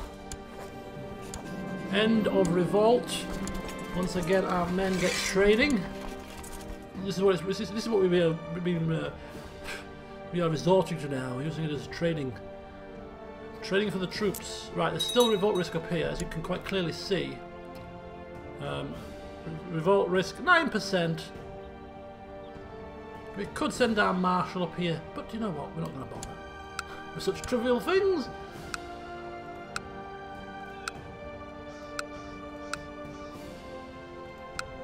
Or maybe we should. Maybe we should. How much does it marshal? Is the King Bertrand? Suppress revolts. Minus 29% local revolt risk. Okay, just for a little bit, see if we can get him to quell the unrest up here. There's obviously a situation going on, you know? Religious unrest. They will come around to our way of thinking eventually. They must. Okay, good. So time once again ticks on by. Revolts have been put down. Is this is not the... Yeah, they're still slightly reinforcing the retinue.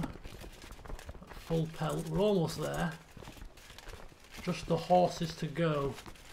And then we're not quite at max capacity. We can actually either go for one of them and one of them. Rather interesting. But we'll hold off. Marshal has secluded himself in Provence and is thus able to perform tasks for the time being. Why are you doing that? Is there a plague down there where you live? Or is he the subject of a plot? Someone plotting to kill you, old man? Well, you are cruel. These things have a habit of coming back to haunt you. Okay, well he's done a bunk on us. Yeah, we're finishing in 15 minutes, Charlene. Oh, the flu. Oh no.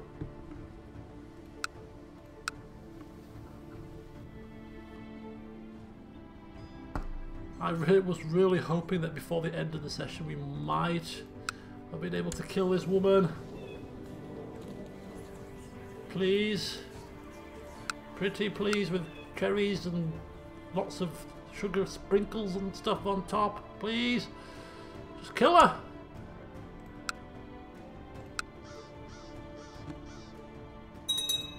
Why is he still showing us there, though? He's still...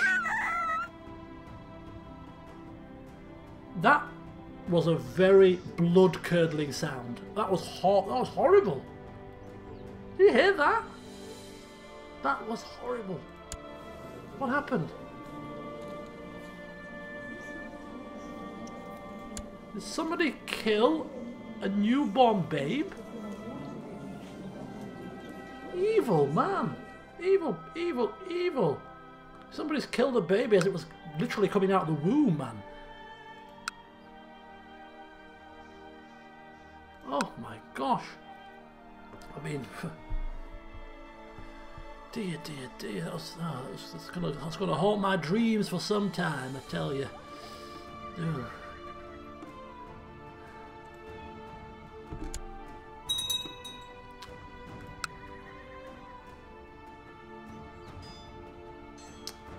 So in terms of the old expansion, threat is decaying slowly but surely.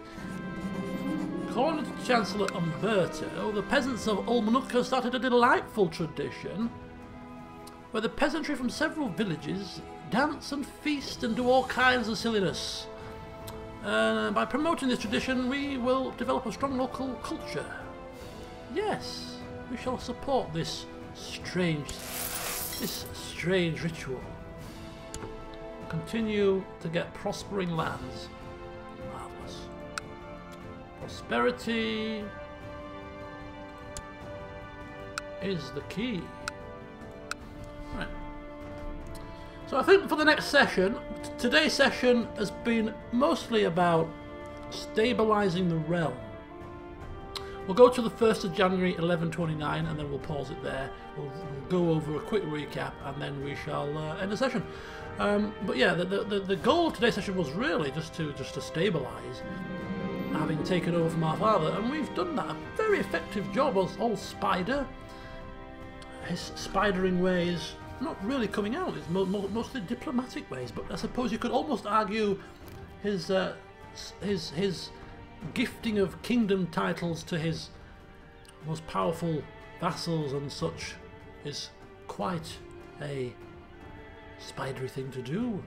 Many people advised against it, but no, he's confident he can manipulate these people to do what he needs to do, and they did, claiming back some of the lost land. So, you know. Ooh, spy on the spy. Paranoid and all that. Stabilisation, successful, definitely. Reclaiming the lost land, almost there. Susa still needs to come.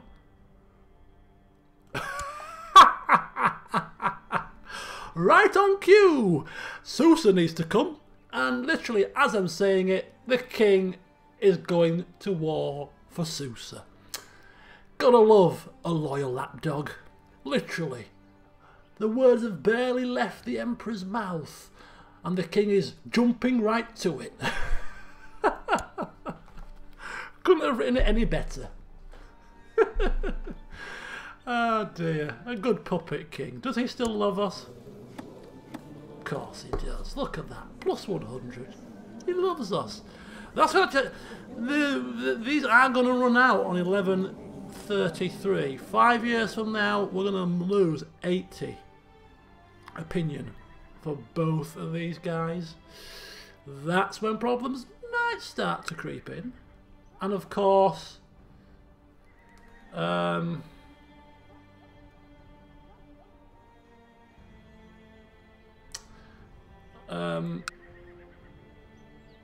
was I going to say?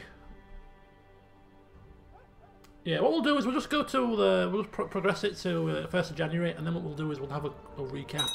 So if you want to see certain things, we can see certain things at that point.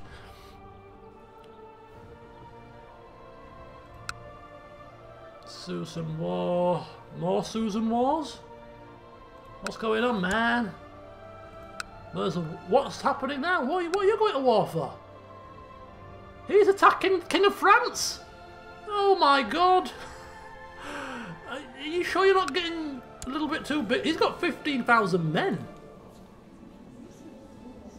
I know he's our vassal, but that's a lot of men to have. If he takes... how does that work out? I need to be personal levy, right? Yeah, he'll be his personal... Some of those will be his personal levy, which we won't have in this total. Oh, God.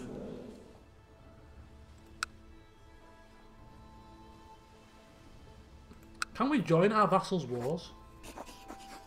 Oh, we can. Okay, yeah, we can. Offers to join Duke Milar's claim on Givaudan? What the hell is that? Keeper's been built in Praha, right, okay. Oh, what did that say? It's done it again.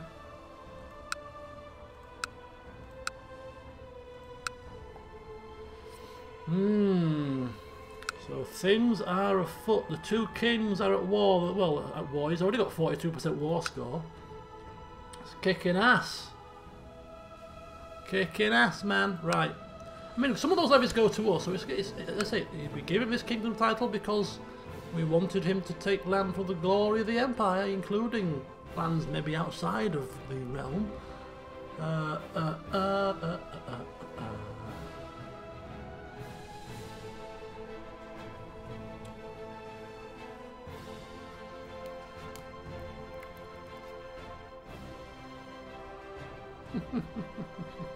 You better hope his son likes you. Yes, we do hope. But of course, if he doesn't, it will surely add to the spice of things. The downfall of Emperor Igor was being stupid enough to give an ambitious and cruel man a kingdom. Wouldn't that be a way to have things crash around your ears? Right, 1st of January is here. In fact, it's now the 2nd of January. It's like when you're topping up your petrol and you try to get like £20 in or £30 and you go to £30 and a penny. It's just happened. Yes. So we need to of course plan for the future. Wow, the King of France is no slouch though, yeah? He's got 13,000 men. He's got 15,000.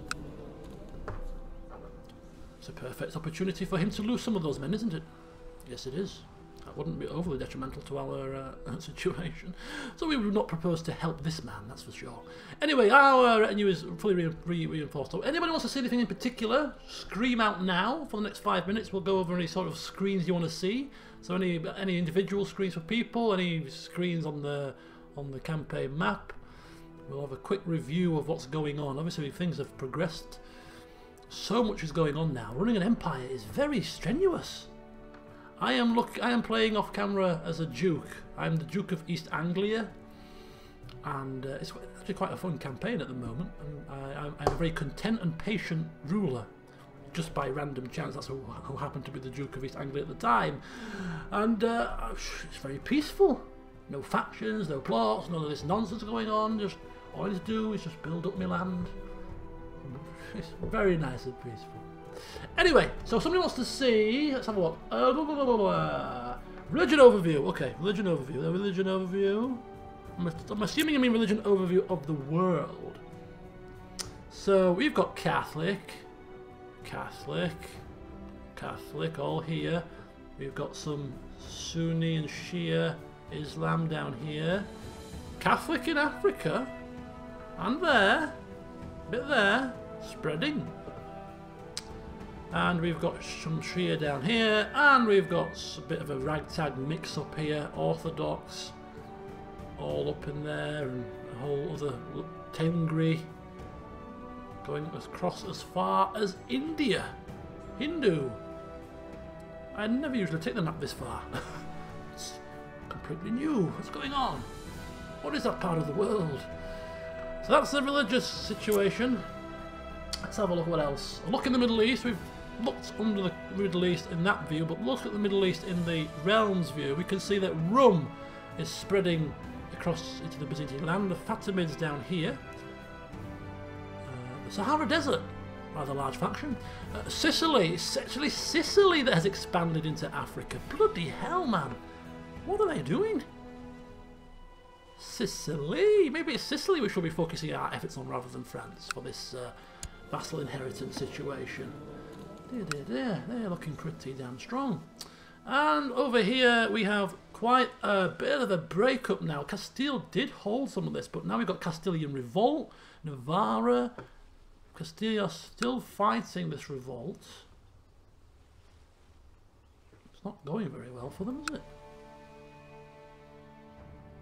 Okay, yeah, so the king is winning that, 72%. Okay. France is at war with the king of King of Burgundy now. Keeps him busy. We are still trying to kill this woman. She's still clinging on to life. Oh, we've got prisoner. Right. Shall we kill this man?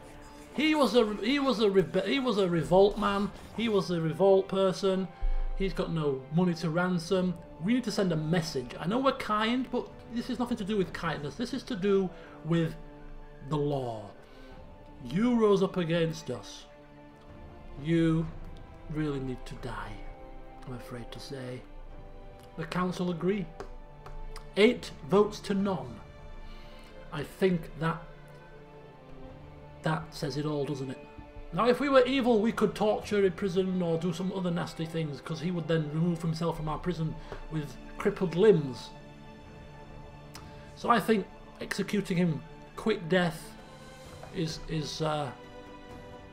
quite kind, rather than plucking his eyes out, tearing his thumbs off, or any other manner of evilness that Jacek would have carried out.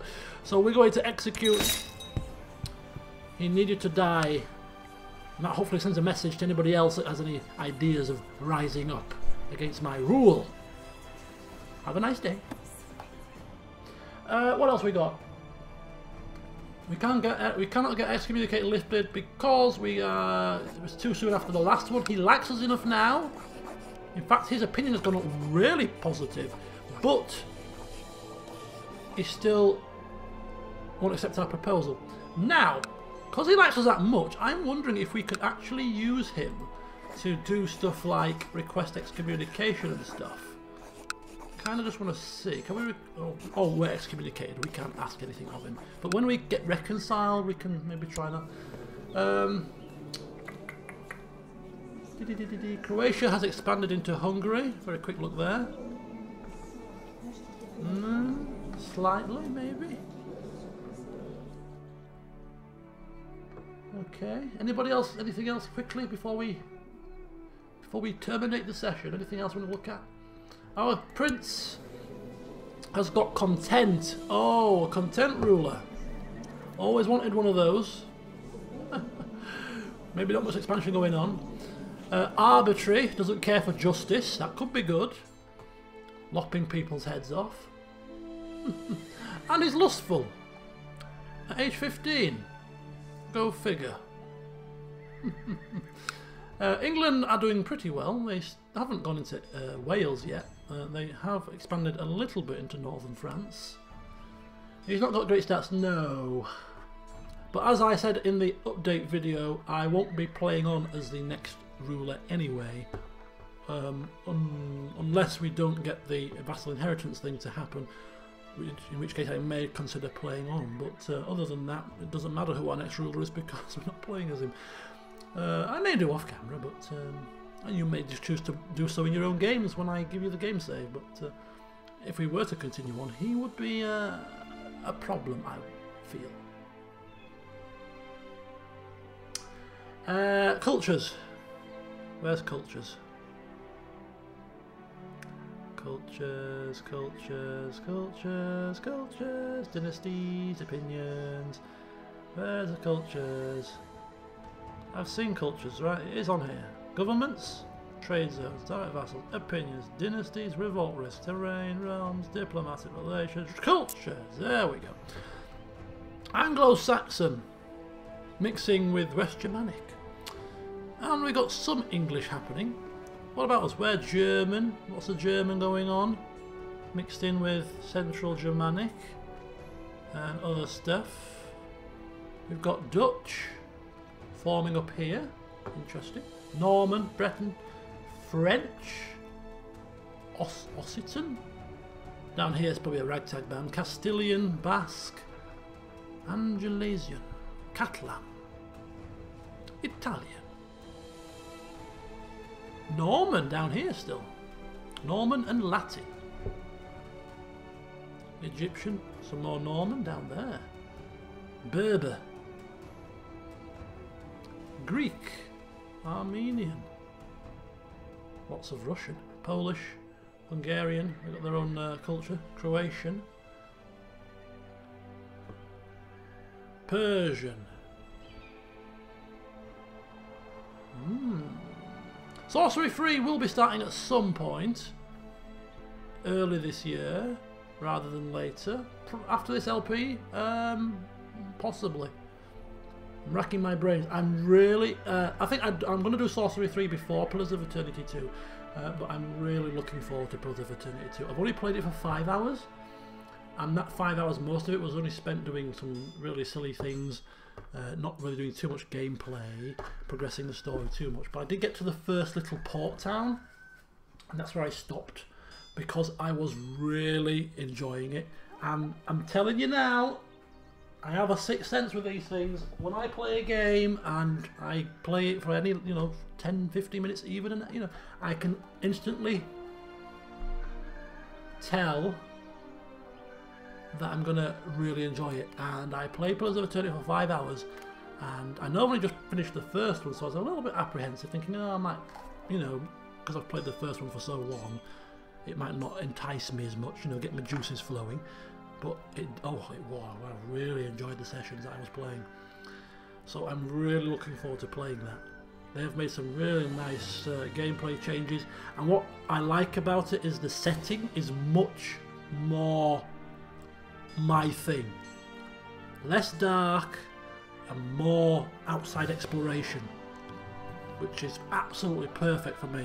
That's why I like Baldur's Gate more than Baldur's Gate 2, because of the setting more than anything. And this has got a bit of a Baldur's Gate 1 type feel with what I played in my early experience with Pillars of Eternity. So I'm looking forward to that. But I think I am gonna play Sorcery 3 first. I know it's longer. I don't know how long it's gonna take exactly, but we'll see. Anyway, to wrap this up, I know people are dying to get to bed and stuff, and I've got a couple of bits to do at this late hour.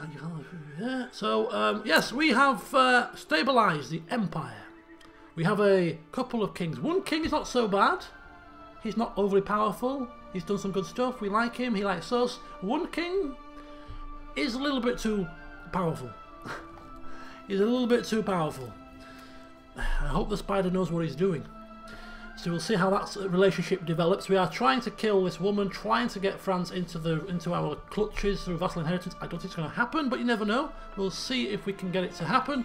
And we have to debate about whether or not we are wanting to press our dwarf's claims on his homelands. Don't forget, we have a dwarf in our midst who has quite a few claims, if you remember. Where is he? Yeah. Kingdom titles over here, war-torn lands and all that. Should we be pressing any of these? We're capable of doing it military-wise, but is it a thing to do? I'll be interested to hear any thoughts on that if you want to make a comment on the comments of this video as to your ideas about how we may go about that. But we can take some kingdoms over there. It's potential. Sicily, Sardinia. Could all be fair game. The difficulty we've got is we've got this whole defensive pact thing, so going to war, take land, could be an issue. But hey ho, if we're ending the campaign after this ruler, maybe we can take some risks. Maybe, we'll see. Anyway, I'll end the session there. Next stream is going to be oh, I don't know now. Probably Tuesday, actually. I'm going somewhere Monday, so it's going to be Tuesday, and it's going to be Fall of the Samurai. Bring that back into the midst. We were doing quite well, if I recall, at the end of the last session. We actually made some progress, so hopefully we can continue on that good momentum and get some more land and stuff. So yeah, live stream Tuesday, Fall of the Samurai. And then next weekend, probably next Friday, is going to be Red Dead 2 stream. Because there's a few little things that I would like to do in that during the stream. Have a bit of a chilled out stream, do some have some fun and games, some blackjack and some hunting and some shopping and some exploring, all the kind of good stuff. So we'll do that on next Friday. Have a bit of a Red Dead 2 chilled out stream. So anyway, thank you for watching, and the next stream of this might be next Saturday, so I'll keep you posted. And in the meantime, I'll do some research and see if I can come up with some more cunning schemes for Igor the Spider. So until next time, enjoy the rest of your weekends. Thanks for watching, Happy New Year and all that, and see you soon.